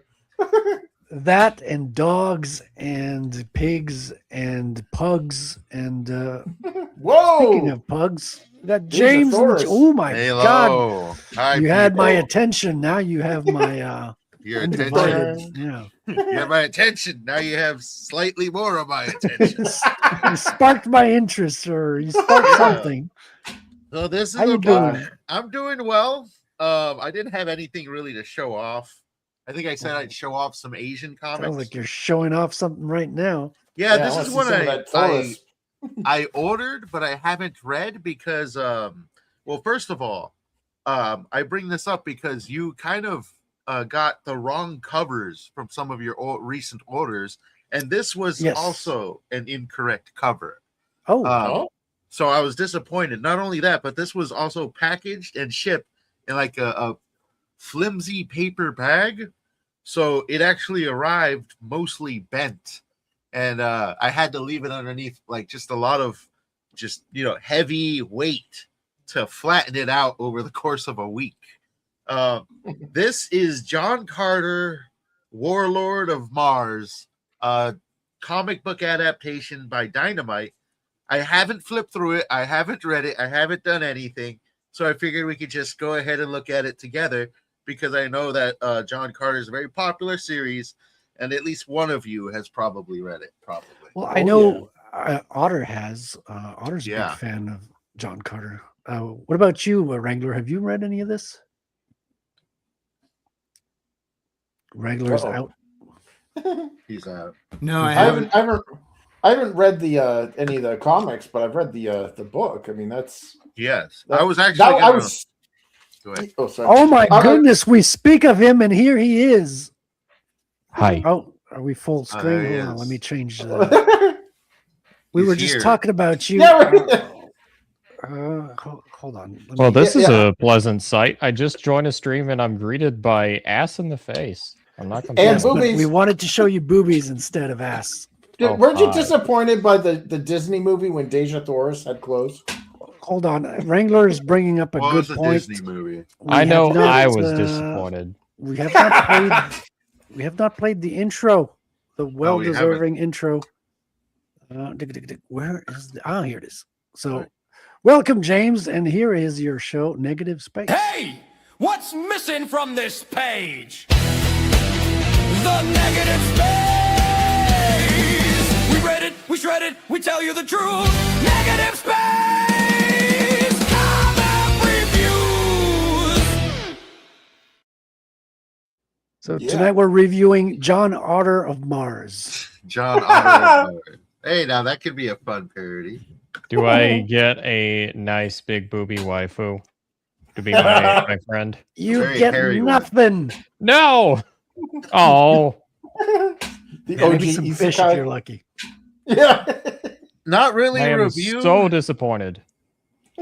Not really a review, as this is the first time I'm even going to flip this open, as it's mostly spent a lot of its time underneath a heavy weight to flatten it out after its terrible arrival. Oh But- no. For those who have actually read this, you can go ahead and tell us if it at least looks accurate as we flip through this. Cover looks great. Yeah. The breasts You look get outer accurate. cover, inner covers, Yeah, 'cause particularly the You same. can't get enough of that image just once. Yeah. Well, Oh, we're yeah. about to find out. Maybe she keeps it on through the entire thing, as is. That's a nice splash page right there. Hey, Look at I that. know Oh, my yeah. artwork for Deja Thoris, and that is Yeah. a tall ask for Deja Thoris to have clothes. Yeah. Now, what is that creature for you readers of John Carter? John Mars. It's the mount that the four-armed guys had. What was it? God, the names were Been a so while. hard to remember. Yeah, it's been a while Okay, since let's I've get read one of John those. Carter. I'm trying to remember the names. Maybe it's okay to remember the Like, name. well, what did they call Mars? It was like Thra or no? Barsoom. Barsoom. Yeah, Yeah. that's what. Yeah. Out of Welcome those to the deep- land of Barsoom. Yes. How do those God depictions damn. look for you boys? Nice. Yeah. I think the what is it?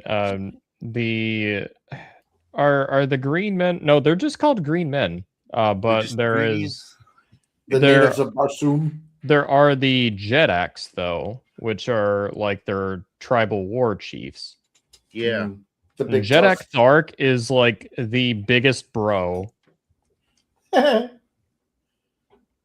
Invasion Yeah. of Mars. I'm Very liking nice. this. I'm liking this. I mean, Hey, I like this is sweatshirt. Deja Thoris artwork as intended. Got headless bourgeoisie saying Tharks. Yeah. Yes. Tharks is for the Yo, memories. Jedak. So this is the No, waifu. me, memories. Jedak. I assume this is Ooh. the waifu we got going on here. Oh Yeah, that's yeah, the princess Deja of, is the waifu. Absolutely. This is just supposed to be like reddish. I actually knew a chick named Yeah, Deja. she is.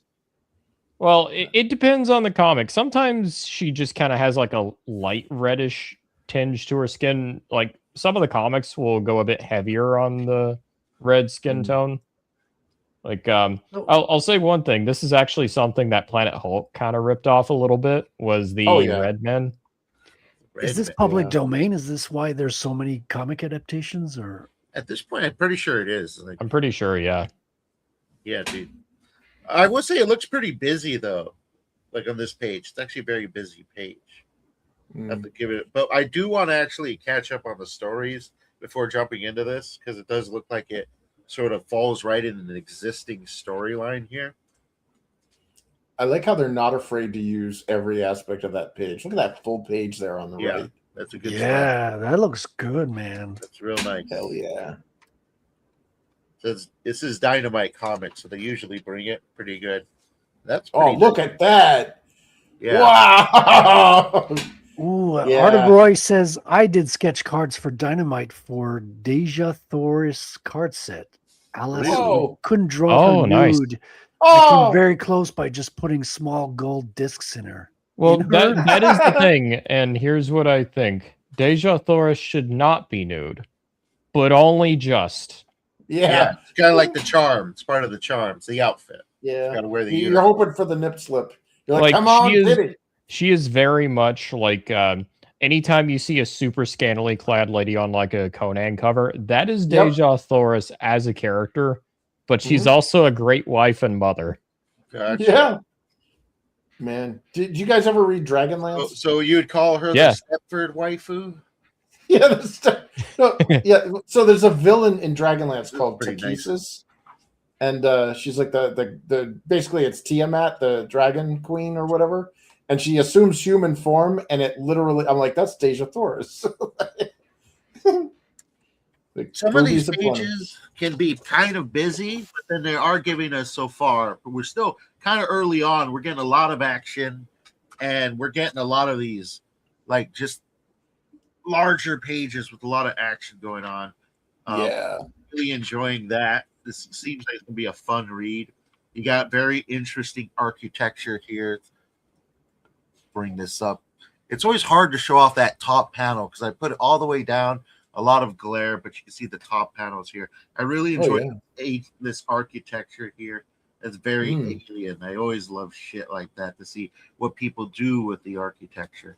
in a lot Another of- thing that always surprised me about John, especially the Disney John Carter, not so much the books, but I was surprised that Disney adapted the fact that John Carter was like a Confederate cavalryman. Yeah, That's who he was before. Back then, they were not afraid to do that. They were not. That wasn't like something unheard of. Yeah. And now they've gotten so shy, so shy. You get a lot of Deja in this one, so that's probably pleasing. Giggity. Deja vu. Deja. Oh. And then once again, another great splash here, but I think these are set up as separate issues all in one. But we Deja got vu, more like deja boobs. Yeah. Yeah, this is a trade paperback. This is you got Yeah. issue 2 now. Yeah. Yeah, so who's this character here? Who's this guy we're looking at? It's War Buddy. Is Yeah, that I'm one not of- necessarily sure who it is. Probably he's- not a named character, if I'm to guess. No. Well, it's you just mentioned that he was part of the Confederate cavalry. And that's a Union suit right there. So that's Yeah. That's the hopefully it's not one of their quote unquote original. Where's Readout when creations you or need anything him? Like that. it's Well, Jonah Are you Hex. still with us, man? Here's what I like about John Carter, though, and this is something even the movie adapted, which I have to respect. It Hunter is says it's Jonah Hicks. so John Carter is not written in kind of like in the moment with John Carter. In fact, it is a retelling from Edgar Rice Burroughs himself. Like, he's actually a character in the canon. And it's him pretty much telling the story of his uncle, like, by finding his old letters after he's mysteriously disappeared. Mausoleum. I always enjoyed that aspect. Oh yeah, I think it's great, and it's something personally I don't think I've ever seen it done quite as well by any other IP. Well, the story was good, and once you're dead and gone, you know, it seems less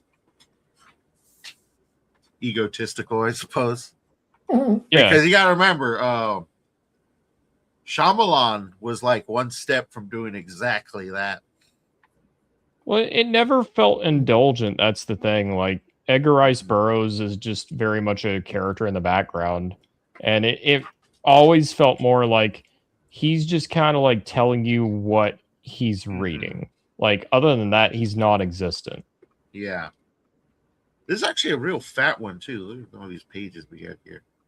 Yeah, you're getting a full story out of this. Yeah, and that's kind of what I want sometimes. Sometimes that's actually a pretty cool end page right there. Oh, wow. Look at that. Cool colors. Yes. Yeah. So this one I'm going to dig into. This is from the bookstore. I'm not going to show it or recommend them because they sent it in such terrible packaging that, you know, I was thinking about just sending it back, just how absolutely shitty the packaging was for this. And it was an alternate cover. This wasn't the right cover. And for those of you who know and collect comics, if you get the wrong cover, you got the wrong item. It is a completely different item when you give somebody a cover that they didn't buy. It's a different item you gave them. That's right. So this one looks pretty cool.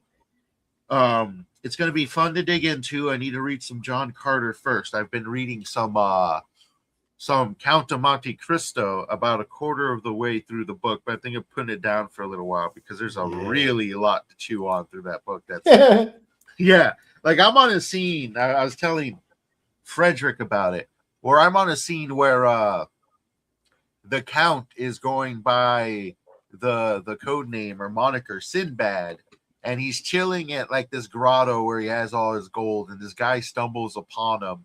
And they let him into the grotto after blindfolding him. And he's got like a whole crew down there. And he introduces, and then they spend 5 pages of introducing the stranger to hash and getting stoned with them. And then you get like from the stranger's perspective of how amazing it is and everything about the hash and the experience. And I'm like, yeah, there's a lot in this book to chew on right here. This is like 5 seasons of a television show in book format. Count of Monte Cristo, I've heard, is a weird case where it's like, I've always heard that some of the chapters are like some of the best writing you'll ever read in a book. But it's also like just an extremely long book. Really long book. Yeah, and it's funny because it got right into the story. I'm like, wow, he's already arrested. Who knows what's going to happen now? And then it's like pages later, chapters later, he's still in prison.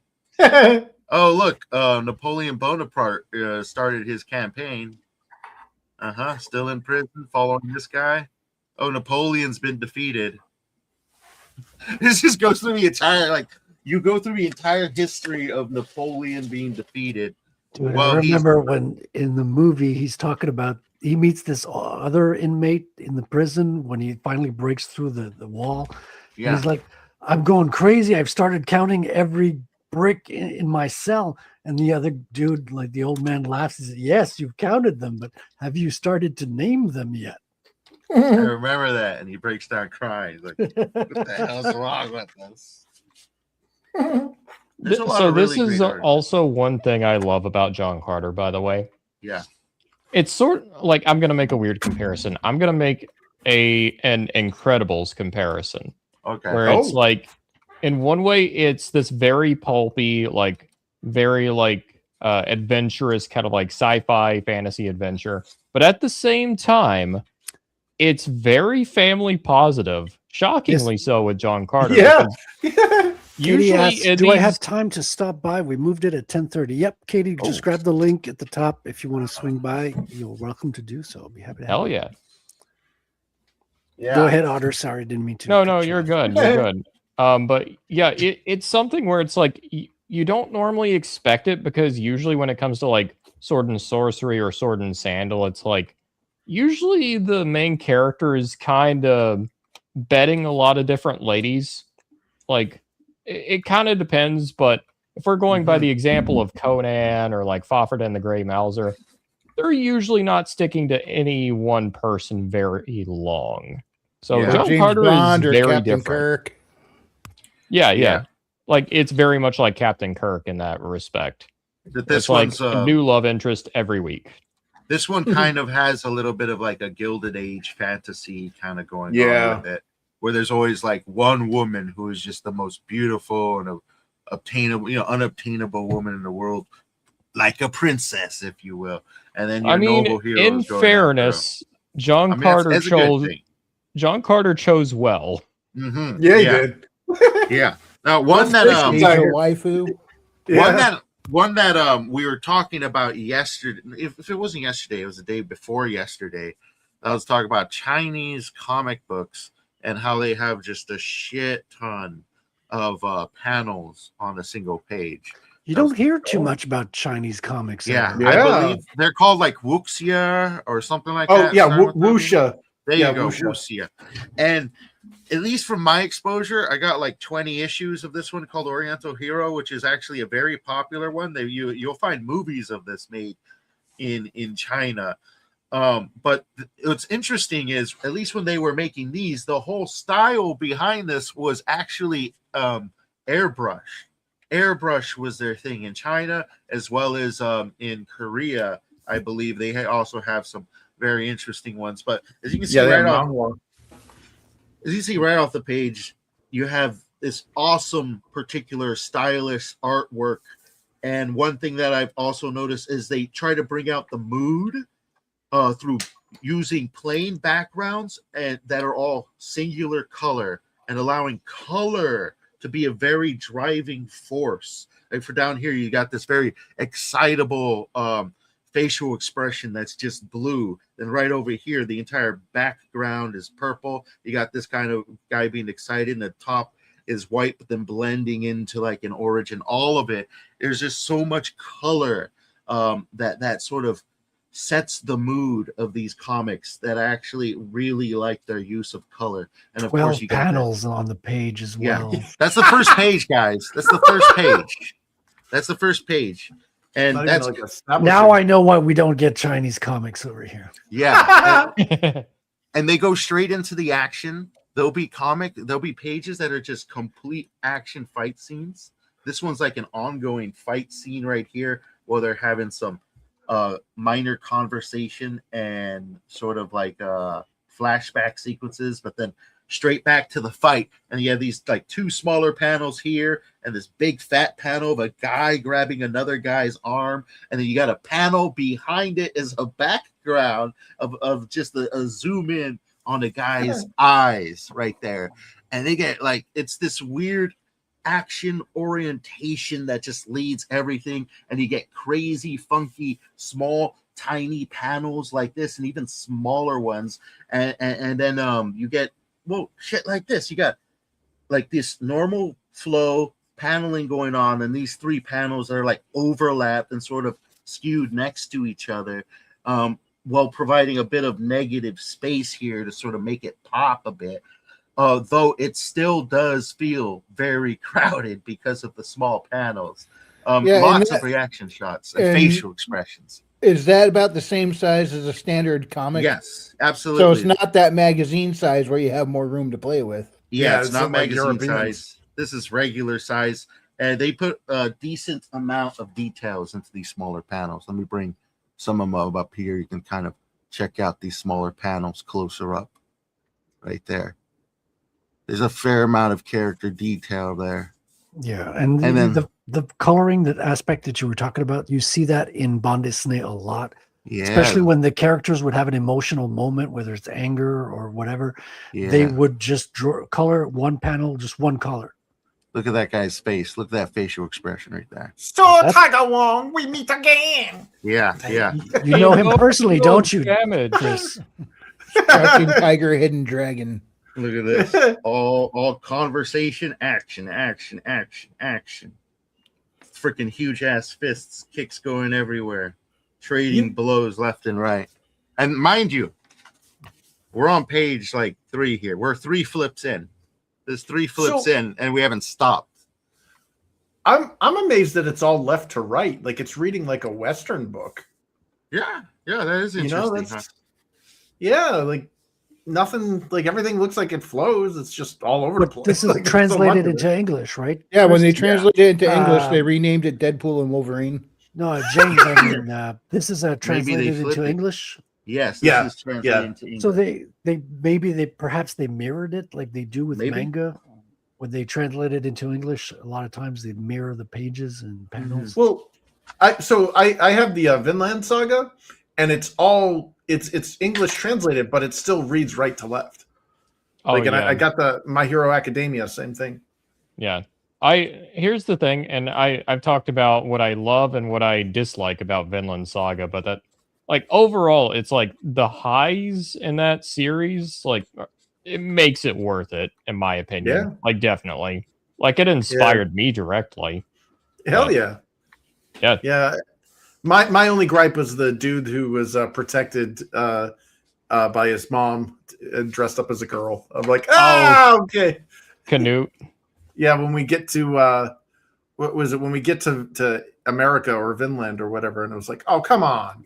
Bro, his revelation about like paradise, I kid you not, it made me furious. It's actually what inspired me to write. Wow. Because it's like not only is it retarded for his character to think that, it's also historically inaccurate for I'll his, have to for the pick up person. Vinland Saga so we could start talking about Vinland Saga sometime. next Oh, Yeah, I year. have no idea yeah, what you dude. guys are talking about either. This let- is let me actually say a this. very impressive page right here. I love the red. Look at that. Yeah, the use of surrender. color and it's got a ferocious vibe to it. That just this image right here that Yeah. just you see the blood splatter on one side that goes straight into this lovely freaking facial expression here with the word surrender smashed across his face right there. Now that is how you freaking draw crazy ass emotion. And mind you, once again, still at the beginning fight. This is all one fight we're seeing here being unfolded. Surrender. Then now we got like this opening shot. This is where an establishing shot.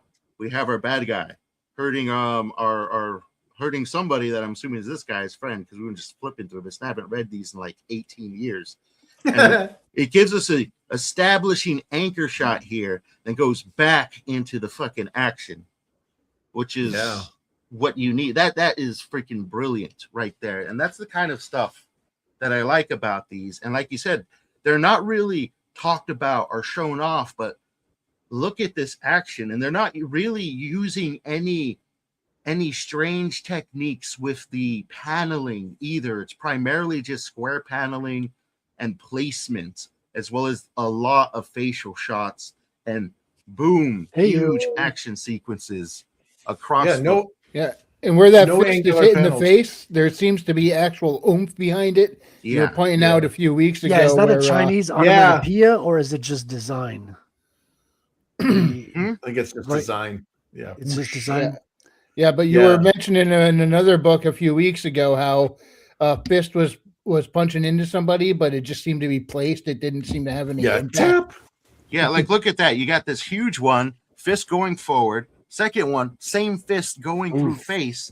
And then you come to these two small panels. You got his face. Oh, I'm all fucked up. And the second one, establishing that we're flying through the air now. We are fucked up. That is amazing paneling. That punch hits, man. The last panel. Yeah. Yes, I felt that. absolutely. Absolutely. So I gotta hunt more of these down and reread these because I got like 20 of these things. I got a stack of these. These are some of my very first comic books to pick up, and just looking through them again. Where'd you pick these up?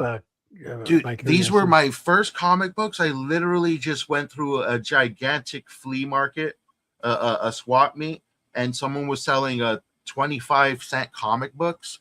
And I just asked them how much for the entire box. They said $25, and I picked them up. And I got this and an entire drawer worth of comics that's like literally right here. And I mean a drawer. It is a tall drawer. Just a bunch of comics that are like from the 90s and beforehand. This one, I believe, was somewhere around the 90s when this was released. But I got a lot of these, maybe reviewing them later on in the show. Finally, mind you, at this point, now the action, even though we got a lot of action here, slows down. I turn to here, it's kind of slowing down a bit. But then I look at this page, and then we got another fight that's starting to start right here. Wow. It's like Bruce Banner. It's like, dude, Absolutely. everybody pisses you off. And look at all these small panels here. There's 1, 2, 3, 4, 5, 6, 7, 8, 9, 10, 11, 12, 13, 14, 15, 16 panels. Dude, paper must be expensive in China for them to make panels that small. And mind you, on this page with the 16 panels, there's only 3 word bubbles. Granted, on the one beforehand, there's a lot more talking. There's no room for word bubbles. It's all Who needs word bubbles? Am I right? Well, you're not wrong. It's one action after another action, an establishing shot that's got a double overlay of a guy holding a weapon here, and a facial shot here. Of course, you can take off the sunglasses, and a dude throwing a cigarette here. So there's a lot of movement here, a lot of action all the way through. So we got some really good shit here. Look at these shots. Look at that. And of course, I love the fact that it's on paper, old pulp. You can see the sort of acid damage in it, and I'm sure the color's probably been faded as well. But I mean, I don't have to worry about glare. It doesn't look like overly digital, you know. Not at all. There's a sort of overproduction with modern day comics that almost feels like it subtracts from it. I'm not sure if that makes sense, but Oh yeah, 100%. Yeah. Dude. Like we've had this conversation, especially with the paper. That's why I'm going for news. I'm sorry. Why I'm going with newsprint for Rattel. I'm tripping over my tongue here, but I want to get that old school feeling of the paper. It's not that overly glossy. I think at some point they were like, oh, let's move to higher quality paper because there's cheap newsprint and there's quality newsprint. You got two different kinds. So the image guys kind of like moved away from the really cheap newsprint that kind of like self-degrades. It turns yellow. The colors fade, as you mentioned. But they went the other way, the other extreme. They had like glossy pages where, you know, the light shines and you're blinded. It's like, I can't see. Yeah. Exactly. I don't mind satin, but glossy is a no-no for me for comics. Yeah, it's just too much, you know? Yeah. What's up, Patrick? Listen here, Anyways. Patrick, you come in here and talk to me that way. Hide behind your keyboard. One thing that also blew me away is their covers. Like these are the glossy parts. There's a bit of gloss on the covers, but those are the protective parts. You know, you want to be a little bit more fortified. Like I want to show off some covers. I got a handful of them here. We're going to show them off. This is the If you're first going to one. read like Chinese comics, you want to have protection, right? Exactly. Check out some of these covers we got here. Oh shit! Right, that's a freaking great one right there. And they only get better from there. So they look like they got like Japanese influence, right? Yeah. I don't know. If they would, Oh, most certainly, yeah. I don't know if they'd admit it or not, but it's closer to Japanese than American. I don't see too much American stuff in there. I see sort of like a why am I blanking on his name? Fist of the North Star. Kind of, yeah.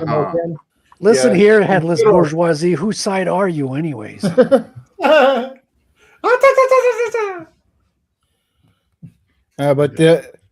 the Chinese characters on there kind of set in my mind on the old Double Dragon title screen. Well, they've got something that we seem to be losing a lot of times. Like you were talking about, James, like there's this overproduction here, and there's this loss of just crazy over the top love for the medium kind of a thing. Speaking of which, we got our first time appearance of Miss Katie Did in the show. How you doing, Katie? Welcome to the show, Proof of Comics. Hey, nice to see you. Hi. Nice to see you too. A whole lot of hola. Hola, hola. I hope I sound okay. You sound perfect. Yeah. You sound utterly fantastic. Well, that's utterly wonderful to hear. Quit simping on her. This one's my favorite cover right there. How you been? You getting ready for the show? Yeah, I'm all set up and ready. Just wait until 10:30. So, Nice. We'll send everybody out there when the show's over here. I'll be joining tonight, a little bit under the weather, but I'll catch up with you guys next week for sure. Oh yeah, dude, totally get the rest. Like if you got a chance, take the rest. You know. Yeah. What do you think of these Chinese comics that James has been showing us here? Pretty damn good. Yeah. They're all airbrushed. I love the covers on them, and I'm just showing off a handful right here so you can see how much talking here. He bought the whole store. That's only some of them. This is the rest of them that I have right here. Oh, wow. Yeah. I think this one's not even to them. It's an old Mighty Mouse one. That's all of them? Oh, look at that. The mites. I don't remember how I got my hands on this. This reminds me of something. Yeah. You're gonna need to get yourself some long boxes, dude.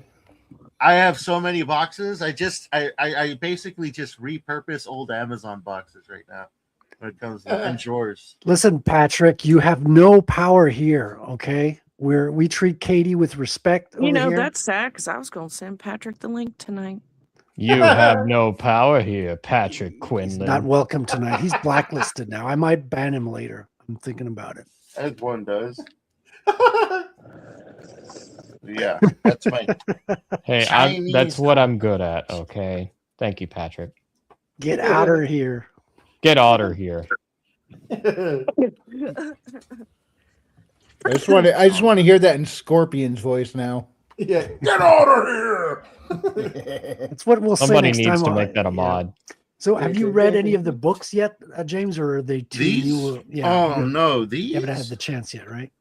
Dude, these are literally the first comics I ever got. Of course, I read them. Oh, I've read most of these, but that was like first comics I ever got. So that was over a decade ago. So I read them all once. But I do want to eventually maybe collect them all because clearly this is a long series. I see this is issue 35, so this is a long series. So I might just try to fill in the gaps in between what I got here because, as you know, I am a collector, and I want to kind of just stick to something that I can complete the collection thereof.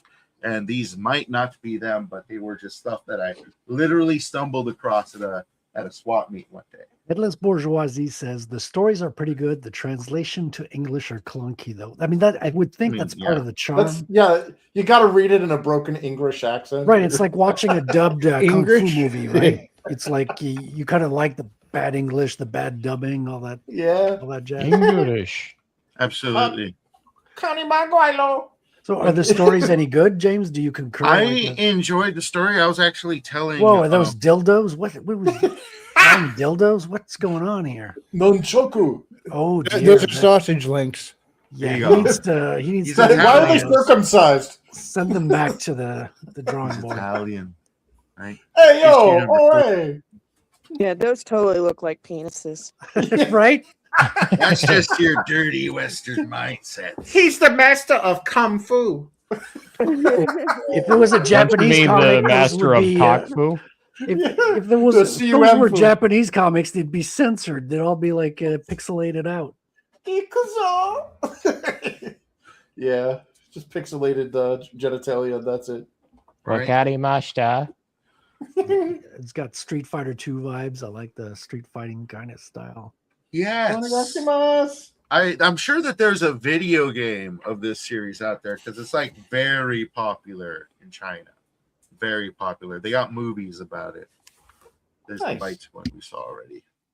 Well, I noticed that China, their animation is becoming coming to the Western side more. I've noticed.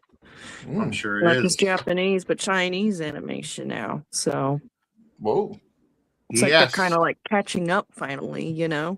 Well, They're trying to compete in the whole cultural sphere on a global market. Well, yeah, they That's so their so what they infiltration. did was they weaponized their overpopulation, and then they started purchasing up or infiltrating Western entertainment media. And then there's this thing called Guangqi in Chinese business, where they learn everything they can from their competition, or what they call sparring partners.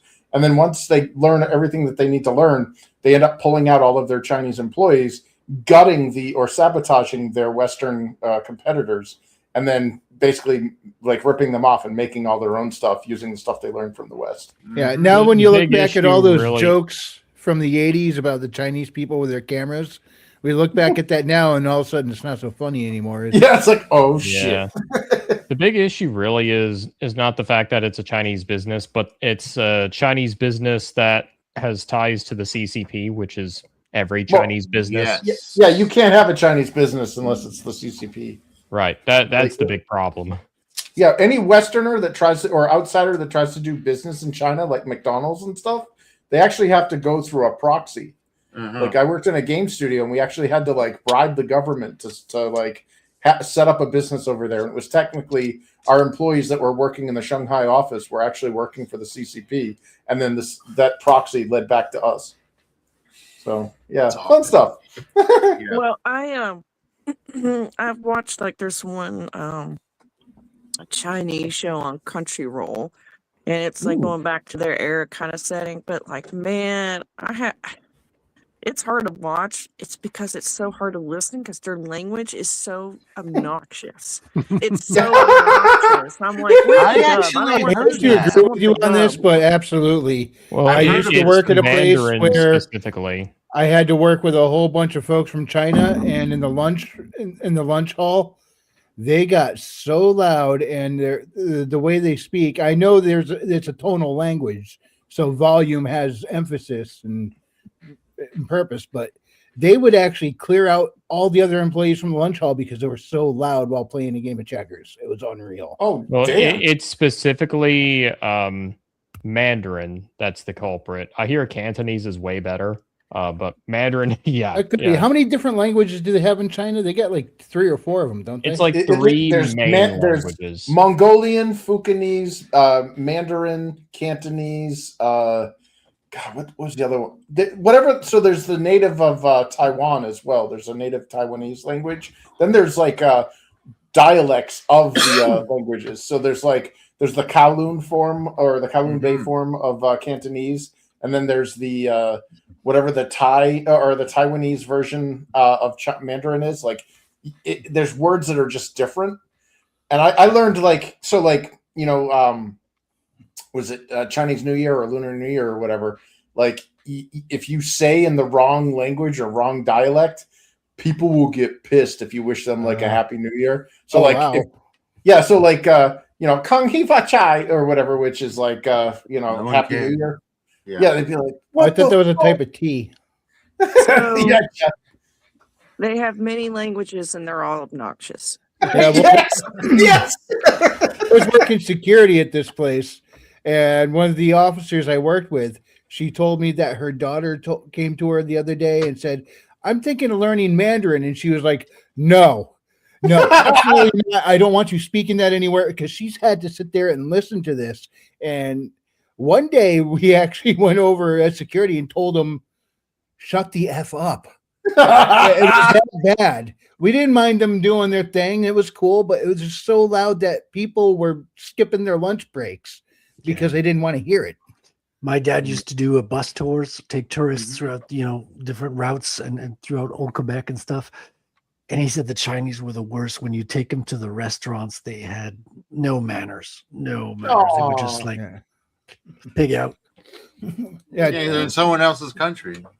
Yeah, Twitless says Mandarin's tones are wild. The same word for water can also be couched depending on the tone used. Yeah. Wow. Yeah, well, tonal languages are, I mean, for us, for a lot of us, it can be a little difficult to grasp how the tone and change in volume relative to the rest of the sentence changes the entire definition of a word. Yeah, you know, there's so the most simplest tonal language we're all probably familiar with is "I am Groot." Yeah. I don't know, but I can't wait for the dub. Let's just put it that way. Yeah, dude. So that always bothered me, like the weebs that watched anime, and they're all like, "Oh, I like the subs better than the dubs." I'm like, really? Do you speak Japanese? Well, no, but like you can hear it better. I'm like, dude, if you can't speak the language, it's all gibberish to you. In some cases, I think some people liked it because I don't know if I fully agree with that. The voice Like, dubs were done poorly, so they'd rather just read the subtitles. Well, it is a case where it's like, even if you Yeah, I've can't heard that. fully understand the language, you can still feel like the actual like sincerity or kind of like the tone and speech, and that'll give you a You can't lot. understand it. You're reading it. I mean, Well, I true, have- but you're also hearing it. You are hearing the performance, even if you don't fully understand it. It's still something that you subconsciously pick up. Well, I have a Go ahead, Katie. I have an old clip somewhere on my Yeah. channel about a year or so ago of John Malin talking about the subs and dubs and the difference. He says the subs are better because there's more emotion in it. It's more performative. It's you can hear like it sounds real, like they're really feeling the emotions and stuff.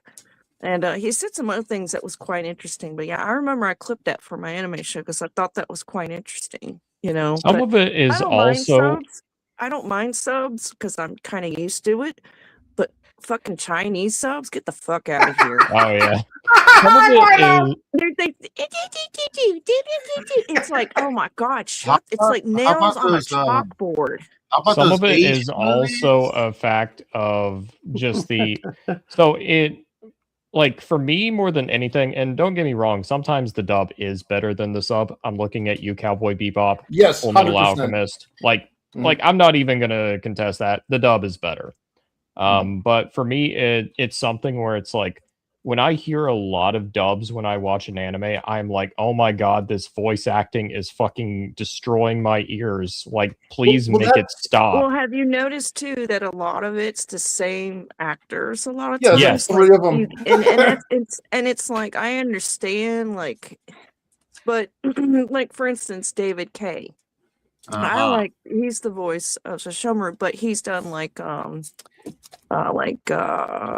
Megatron and stuff like that. He's done a lot of Western animation voices, but his tone is he can change it to where I can catch it if I don't know he's voicing a new show or something. I don't catch it. It's like right there, so it's very unique. Like some of them can like didn't kind he of also change do their Optimus tones. Prime and But then you Transformers have Animated? others. Hold on, you have others where it's like the woman that does the voice for Bulma. I swear to God, I've heard her voice acting in 5 different animes that I've listened to, and it's like it's weird. It's like that's not the voice I like. When I hear that voice, I think of Bulma. It should just stick with that. You know what I'm saying? Because when you pass them all Typecast. around, it's just like it's not original. It's not Well, unique. It's not Yeah, different. they were a very limited number of voice actors.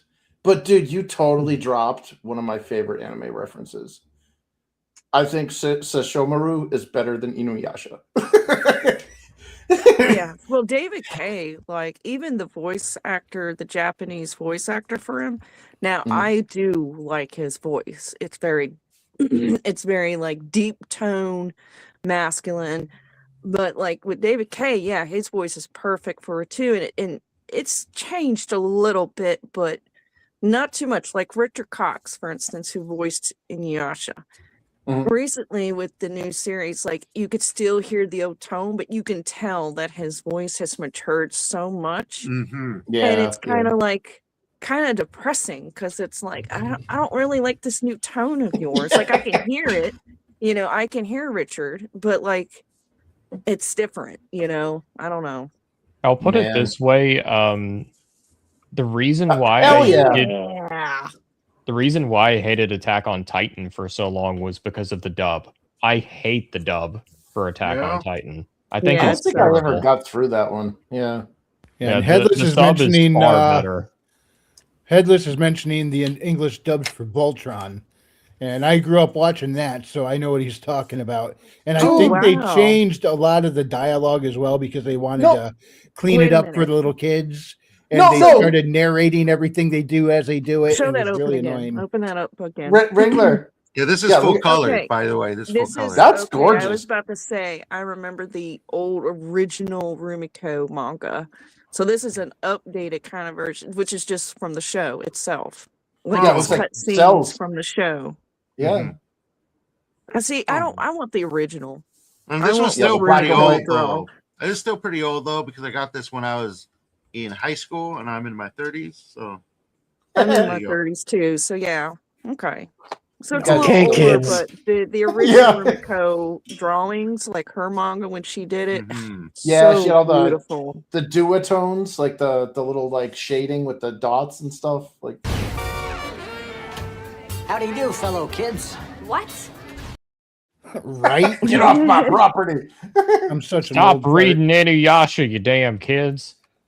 Nah, I think I have a couple of the black and white manga of Inuyasha, but I love Thanks the for anime. showing that. Yeah. There you go. Yeah. That's why it's Annie manga. So yeah, they took the cells from the show and put them in. Nice. So you might want to screenshot this, Katie. Patrick is saying something nice. For once in your man. Just screenshotted it. You know, the thing is like when I first started learning Japanese and I started watching some of the sub stuff, it bothers me because Japanese is not a transliterable language. So there's a lot of interpretation when they translate it. And I understood what they said in Japanese, and then my eye starts gravitating towards the words. And I'm like, that's not what they said. Yeah, I've noticed that too. Like, it's actually better to just like listen to Japanese podcasts. You will pick up a lot more just from that than you will from like actual sub anime. That is true. So You guys listen to Japanese podcasts? Yeah, they're pretty good actually.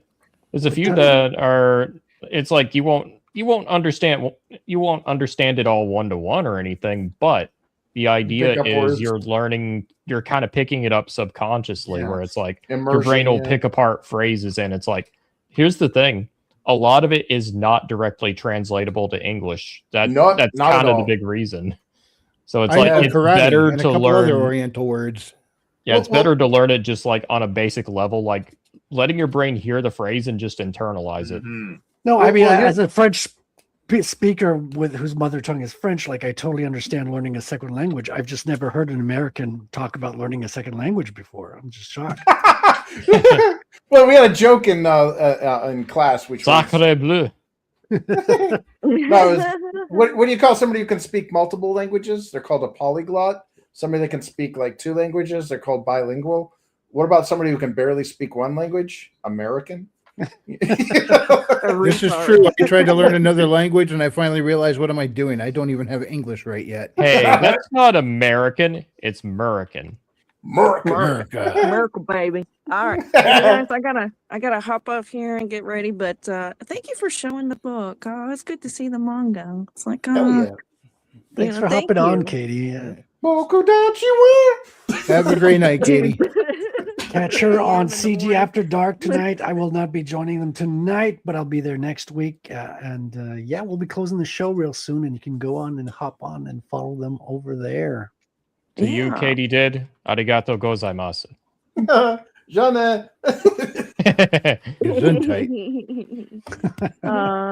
Thank you guys so much. I appreciate y'all, and y'all have a wonderful, wonderful night. Konnichiwa. Bitches. God bless. Have a good one. Oyasu minasai. Onegashimasu. Dozo. Man. Great. Now I'm like, I wonder if how Korean fits into this equation of annoying languages from Asia. I wonder how our perfect language translates to their disturbed languages. Well, that's the thing about English is it's the Borg of languages. Like not It a real really language, is. it Yeah. absorbs everything. That's the most widely out there as well. It's the language of the internet. It What is I the know perfect of, language. What I know of a lot of Eastern languages, we've talked a bit about Japanese, where it's like it's easier to speak, much easier to speak than it is to write. It's a lot Yes, easier to listen 100%. to. Korean is the opposite, where it's like the writing system is really intuitive, but to speak is. it's like really annoying. Yeah, 안녕하세요. Yeah, I do my ancestors shame because I can speak Japanese, but I can't speak Korean. Well, you know. Well, that's what it means to be an American. You know, you come here. I'm It proud really to be an doesn't- American. It doesn't really matter where you come from. It just matters that you get yourself nice, situated, and rooted here. Well, it just matters that you got in legally. You know, yeah, that's what it means. Yeah, That's what means. that usually ranks up there in things of importance.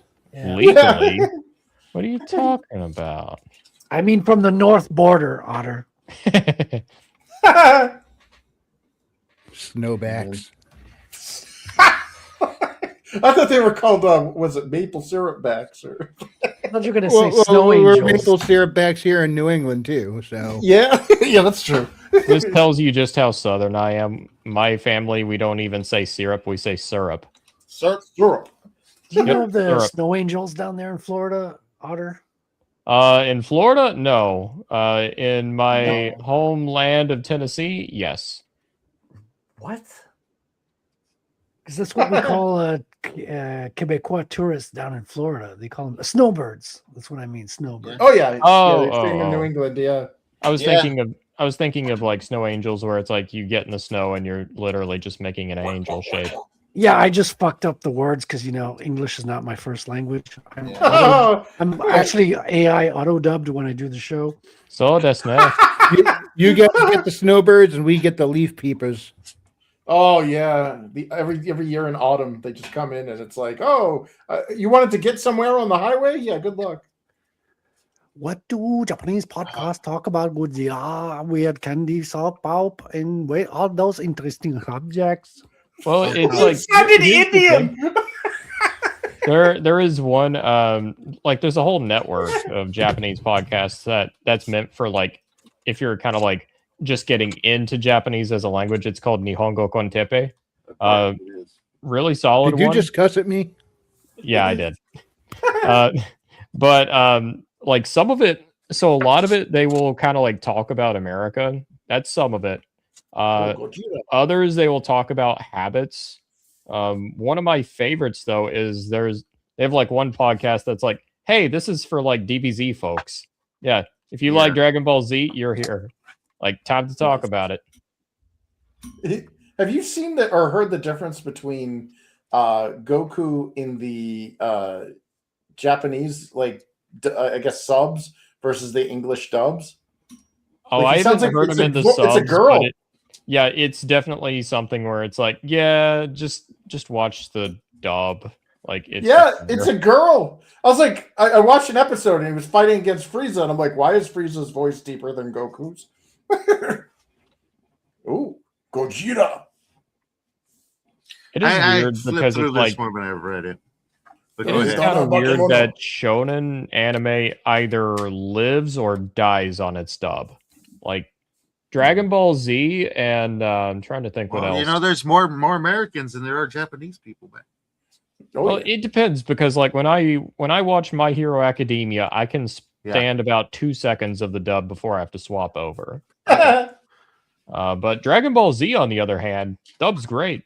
I like it. Yeah, well, Akira, they had to redub it because the first English dub was so bad. I was always watching it in French because the French dub was right on. The French are really used to dubbing because they dub all the American movies, right? So they have a whole culture of dubbing. Well, I'm trying to remember the mangaka's name, but he was heavily inspired by Moebius before he made Akira. Oh, Katsuhiro Otomo. Yeah. Otomo was he was heavily inspired by Moebius. Like people have actually kind of like shown what his artwork looked before he discovered Moebius, and then after he discovered Moebius. Yeah, And James is going to dive different. into Moebius soon. You've got Yes. you ordered the Incal, which is I did, yeah. coming soon, I think. A lot of Yes, it's in on the mail. Internet Archive, actually. You can It's get in it the for free. mail. I do have a question for our comic book aficionados. I want to get my hands on and expose myself to giggity. 10 out of 10 legendary comic books.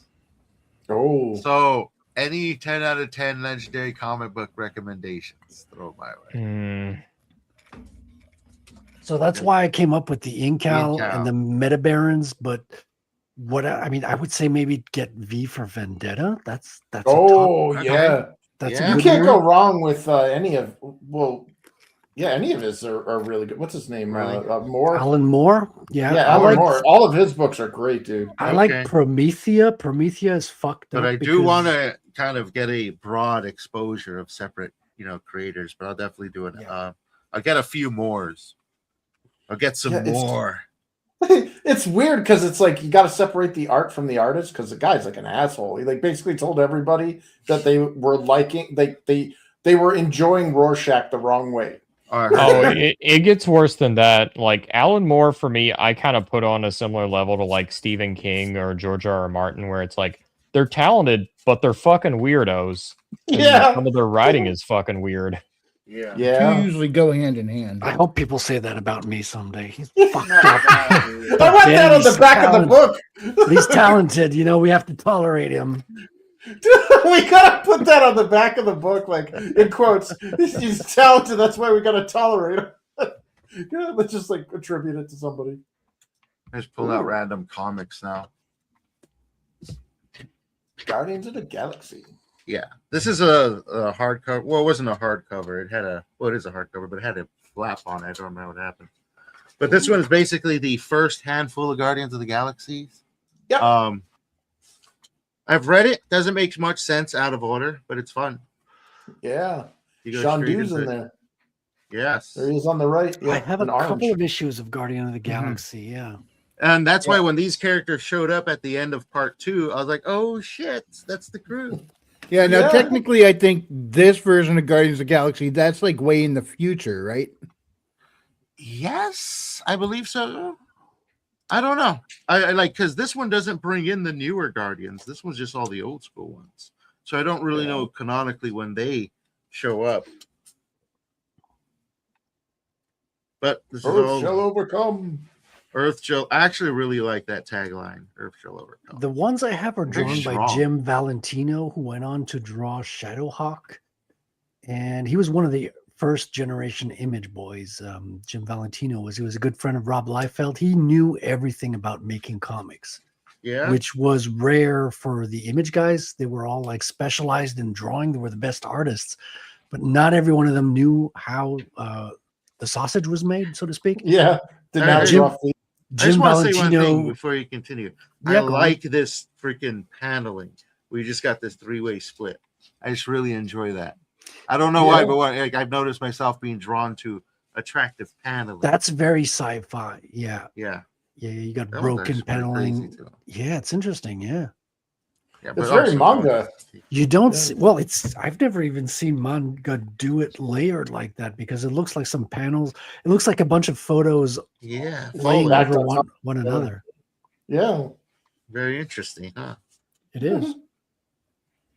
Yeah, it's not a lot of straight panels. There's some, but not too many. They're bi Wow. panels, Right? bi curious panels. They were groomed at birth. Kind So- of reminds me of those stone walls where the stones are all different shapes and sizes, but they're stacked perfectly interlocked together. Oh yeah, the Japanese castle foundations.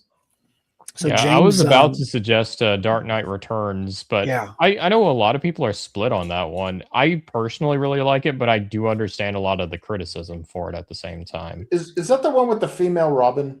Yeah, we don't like to talk about her much. Yeah, What are you talking How many about, Robins Patty? are there now? She's Whose like the name? first Four? quippy like girl boss. One of the first quippy girl boss characters. For me, she is a girl boss. Ooh. Speaking of Batman and like the perfect book, dude, I liked The Killing Joke. Oh, Killing Oh, Joke Killing is Joke. very So I good. should check that one out. Killing Joke. Yeah. Yeah, Gotcha, I I'll do put it on recommend the that list. one. That's a Illness horror. Stories. It's got a horror angle, right? It's No, very- no, that has. So first of all, a lot of people once they hear it, they're like, "Yeah, it's a Commissioner Gordon story. It's not a Batman story," and it has one of the best philosophical debates that you will ever see in a comic. It all comes down to one bad day. This one, Yeah. I'm just going to show the cover. If anybody gets it, you're going to get it. If you're not, you're not. But I'm just going to show the cover. Bubba Hotep, yes, He gets I love it. Hotep.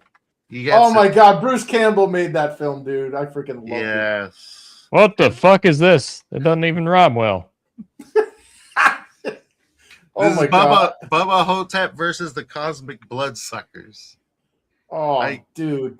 I just remember this existed. I bought it like 2 years ago and I haven't read it. He spent 3 pages talking about the weird growth on his dick. Oh, wait. Here's some stuff that may attract you guys to the read. I don't know. Giggity. What lady? Ooh, that's Boo. cool. That's looking. It's the Yeah. Bukkake Queen. Excuse me. Gurgle, gurgle.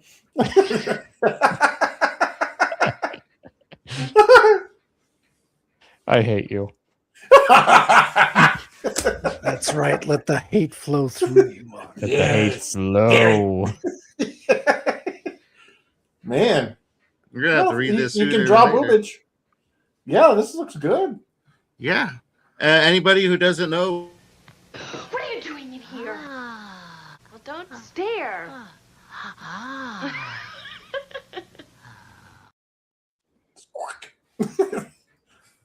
You're saying, James? Sorry, I cut you off, James. Go ahead. Bubba Hotep is an independent movie or an indie movie about this gentleman right here, Bubba Hotep. Oh, no, not Bubba Hotep, because he's not Bubba Hotep.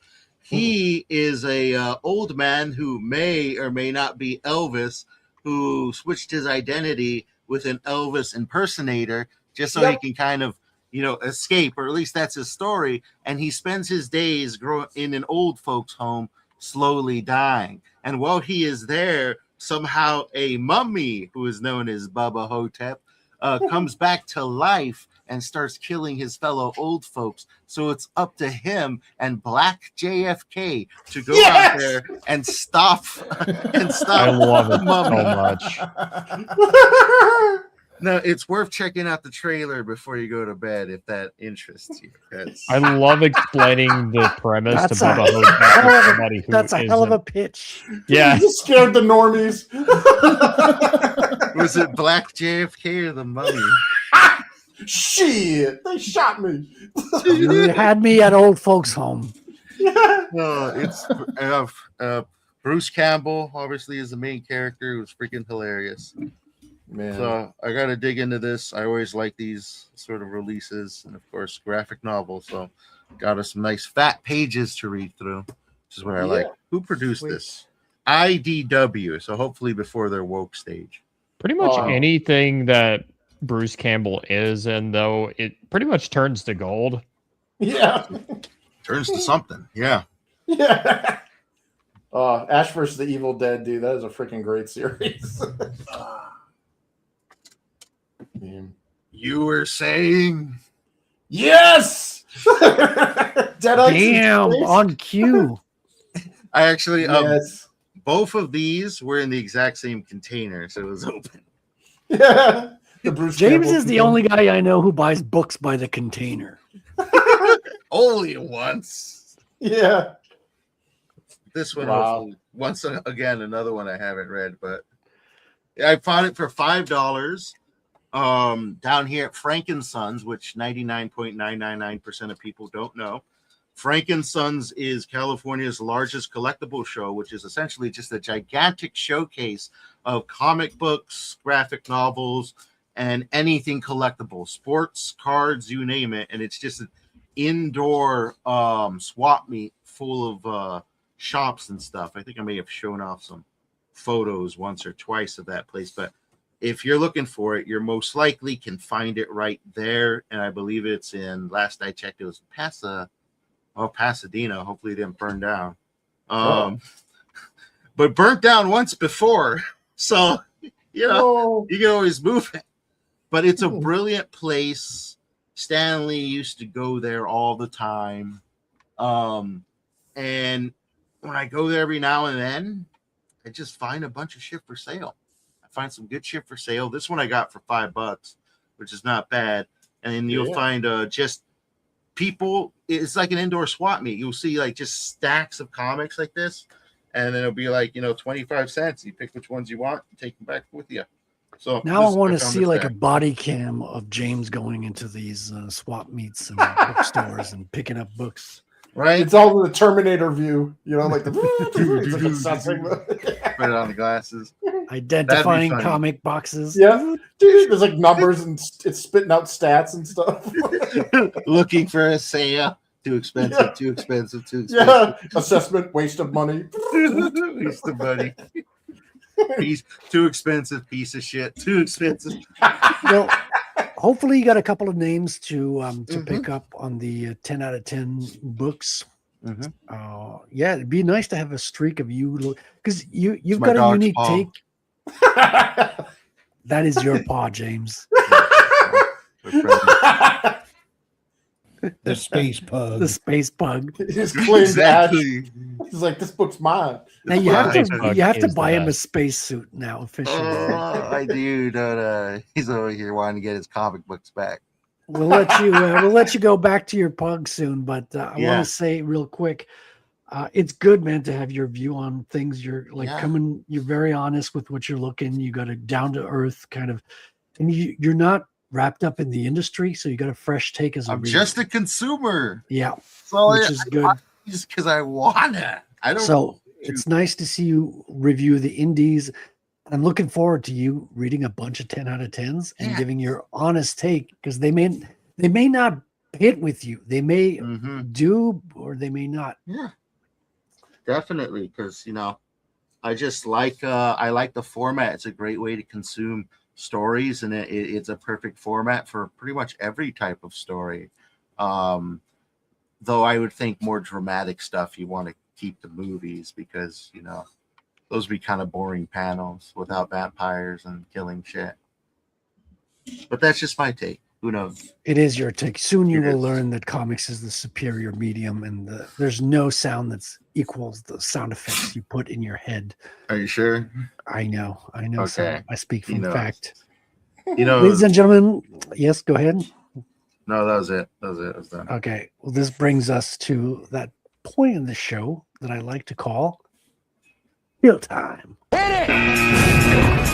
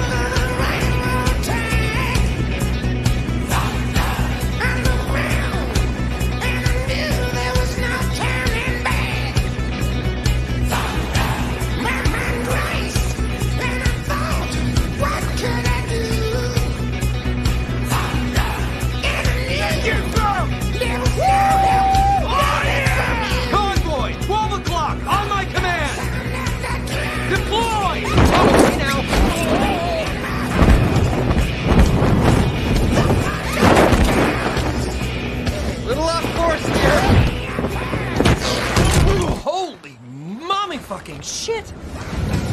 Oh, there they are. Look at these gorgeous sons of bitches. Yeah. All right. And let's start with you, James, since you're in the spotlight right now. Can you tell us what you're working on, and where can the good people find you and stalk you and track you down? Yes, usually we have much more. Today I'm going to do a special one. Today I'm actually going to shill Negative Space, because usually we have much more in-depth and interesting comic reviews, usually frustrating, sometimes fun, always entertaining. And you can find it all here, all right? You can find the various perspectives. We have an interesting panel to give the to give their opinions on and be critical when need be and hilarious when need be. We're half drunk here. We're half sober. We're ready to entertain you folks. Come check out Negative Space, one of the few shows within a show here on YouTube. Give it a subscribe. If not for Frederick, then do it for me, damn it. Do it for me. We're in this together, damn it. I spend my money on these things for you. Thank you very much. That is the best show we've ever gotten. You're welcome. Beautiful, beautiful, James. Thank you so much, man. Otter, or should I say His Highness Lord Otter. Precisely. He's blessed I will us with not his be presence. acknowledged by anything less. All right. Watcher of Japanese podcasts. Yes. What and I are think you I'm working turning on? Japanese. And what are you working on? You know, we're big in Japan.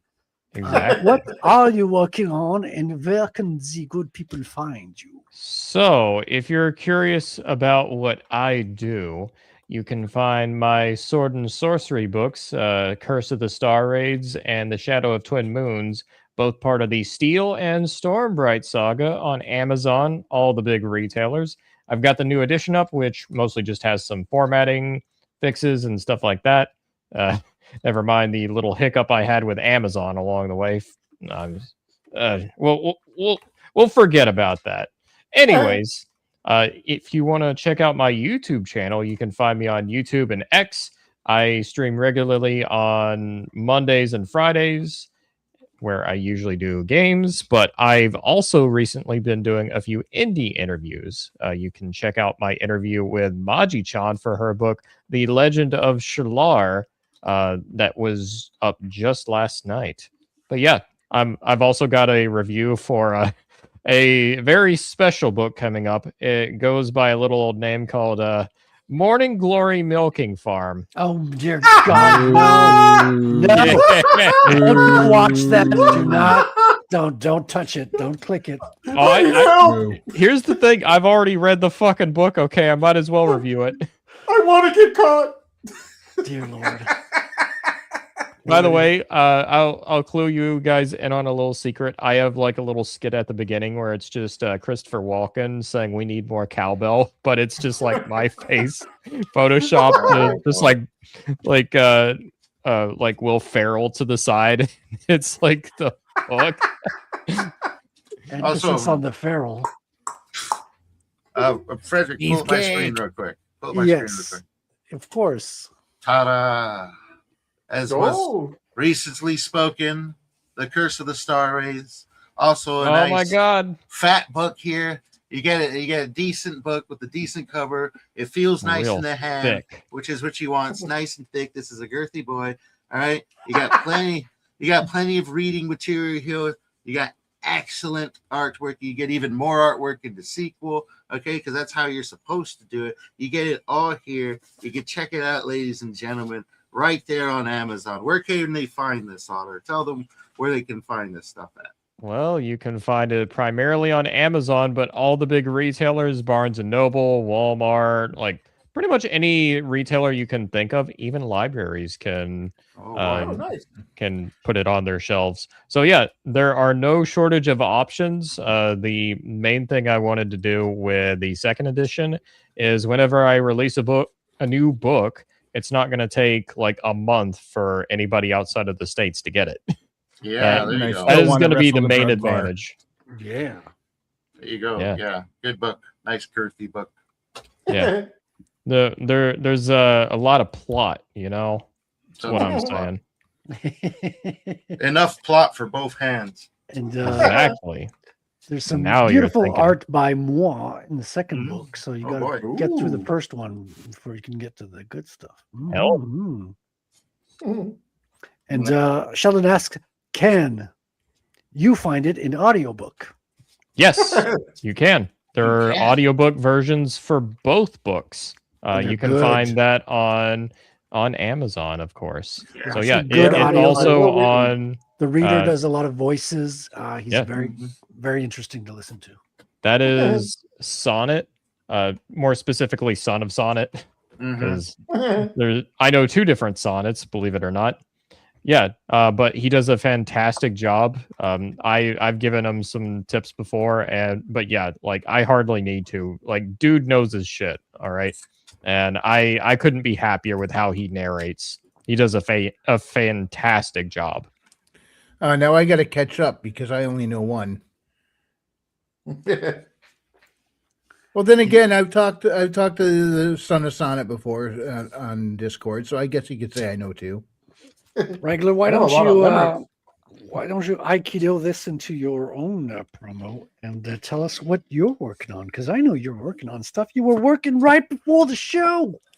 Yes, I am working on books 3 and 4 of this Bad Kitty series, but the first two are available on Amazon right now. You got Haley Star Bad Kitty and Bad Kitty Haley's World. They are magic-fueled sci-fi adventures. You've heard of lit RPGs? These aren't lit RPGs, but they are lit Metroidvanias, so give it a shot. You can go on an adventure with Haley and Elizabeth. Just go to Amazon and type in Bad Kitty Frequency Studios. They'll pop right up. Or, whoops, that didn't work. Let me try again. There we go. Click the link I just put in the chat. Also, I would like to shout out my niece. She just recently published a book. Let me see. Where did I put that? Hell yeah. Boom. I know I put it here. There it is. Boom. A Splash of Dash. If you're looking for a straight up children's book, she just put one out. It's about a turtle who has a colorful imagination, goes around sharing it with the other creatures of the sea. So this is one that's specifically for children. My books, they're for all ages. You can enjoy it as an adult or share it with your kids. I kept it mostly clean, so you don't have to worry about any minotaurs getting hot and heavy with anybody like that. So none of that garbage in there. All the minotaurs, are neutered in Wrangler's books. That's right. They're all geldings. A minotaur does. They do get in a fight with a minotaur, but they don't date them. Now, in A Splash of Dash for the kids, it's a great, fun children's book. So if you got young ones at home and you want to get them into reading, this is a good place to start. And I am also putting that link in the chat as we speak. Thank you, Frederick. I like turtles. I like turtles. I like turtles. Which brings us to Mr. Chris Fisk, Chris number 1, as we know him on the show. What are you working on, Chris? And where can people track you down? Yeah, so the Infinitel Chronicles series is steadily being produced. We're on book 3 now, working through chapter 2. Nerium, my artist, showed off some cool pics for me recently, and I was super ecstatic. I can't wait to show them off. Yeah. Can we see those sometimes in the future? Yeah, I'm hoping to. I'm thinking about possibly putting up the preview for book 3 on Amazon because it's 44 pages and it's pretty. That's not a preview, Chris. That's a whole damn book. Yeah, that's chapter 1 of book 3. Damn, you killing us over here. Well, so book 1 was 54 pages full color. Book 2 is 123 pages full color, and this teaser or this preview will be in black and white. But book 3, when it is completed and as we launch the campaign next year, probably the end of summer, early autumn, will be full color as well. So I like my colors. And we're hoping to start having a steady release of this, so you don't have to wait multiple years to get into the next book. Hell yeah. So, hell yeah. I keep forgetting you've got this Asian overachiever side. You're pushing out pages on top of pages on top of pages. It's good, man. It's lovely to have you putting content out there, man. It's freaking awesome. You're breaking barriers. You're breaking the ceiling. And we love to see it, man. Yes, Asian overachiever. When you die, you go to heaven where you get to work harder. Yeah. You got A. Why not A+? A is for average. Yeah. Second place is First Luther. Which brings you got AIDS, not A. Which A+ no longer good enough. You get S tier. Too many whorehouses. You get long itchy. Yeah. Now I'm wanting to do a James Hong impression. Now, fine golden child. It is just you and I, Mr. Burton. Yeah, Mr. Burton, Chinese that girls don't dude have was to awesome. knife. I love James why, Hong. why didn't he headline his own action flick at some point? He could have been a main character. Yeah, I Oh, yeah. absolutely love James Hong. Same here, man. Yeah, he was even in Diablo 3. He was covered as shin. Low Oh, pan, was he? which low pan, little basket case on wheels or 10-foot tall roadblock. Yeah. The inspiration for Shang Tsung in Mortal Kombat. Everybody Shang Tsung tonight. Your soul is mine. No thanks, I've already been married.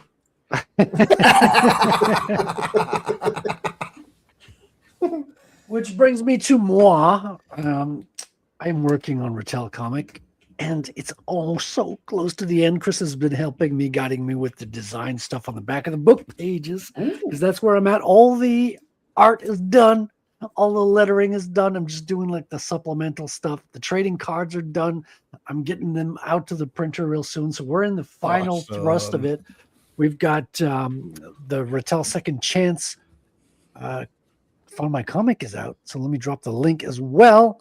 You want to get that. And you won't be waiting long because we're just about to head to the printer. So reserve your copy today. And I can't wait to dig into that one. Dude, I can't wait to get the feedback from you guys, and hopefully James will not just shred it to pieces. Hopefully we'll learn something. I want you to be honest. I do want you guys to point out, because this is my first book doing solo A to Z, so I do want your honest opinion to help me grow. And by that I mean just compliments and glaze it and stuff. But your honest opinion would be highly valued. But please don't shred it. Please don't shred it. Then A don't lot of make it- inking done there tonight too. Just remember this, Frederick. If it gets shred, it's not my fault. It's your fault. That's right. Oh, no. Oh, damn. It's good. We put a lot of work into it. I think it's gonna, it's not gonna get the. Maybe it's gonna get the floor. I don't know, but at least it's gonna not get the shred. It's not ice on it. It's not ice on it. It's got a story. You gotta remember, the average comic sucks. So if it's just good, it's great. Comic book The wise. bell curve. Yeah, it's called the bell curve, man. Yeah, I think so. It's got an entertaining backstory. It's got good pacing, according to Billy Bob Sack, and half of the book is kung fu fighting. So I think you got enough action to dig into. So it should be a fun ride. Would you say everybody was kung fu fighting? Almost everybody. One might claim them they were honey even badgers that were fast as lightning. Now you're getting it. You're getting it, folks. Though I want to thank all my panelists so very much for being on the show tonight. It's been a very special show. Why? I don't know why. We didn't have any guests. We just had a lot of fun. We had a lot of surprise guests come on. A lot of time. And we're just hanging out, talking about the process, because we just love the medium. We love writing. We love making good content for you guys. And we love talking about it with you. So thank you for joining us. Thank you for sharing this time in your life with us. And I hope you come back next week. Bye-bye, world. That's it. God bless everybody. That's all. I love you. Goodbye, cruel world. Go check out the CG After Dark on Katie Did's channel. She's got a good show for you tonight. They're going to be looking at Super Killers with an S by our good friend Riley. So check that out. Gentlemen, thank you. It's been a wild time. Good night. And see you next time. Au revoir.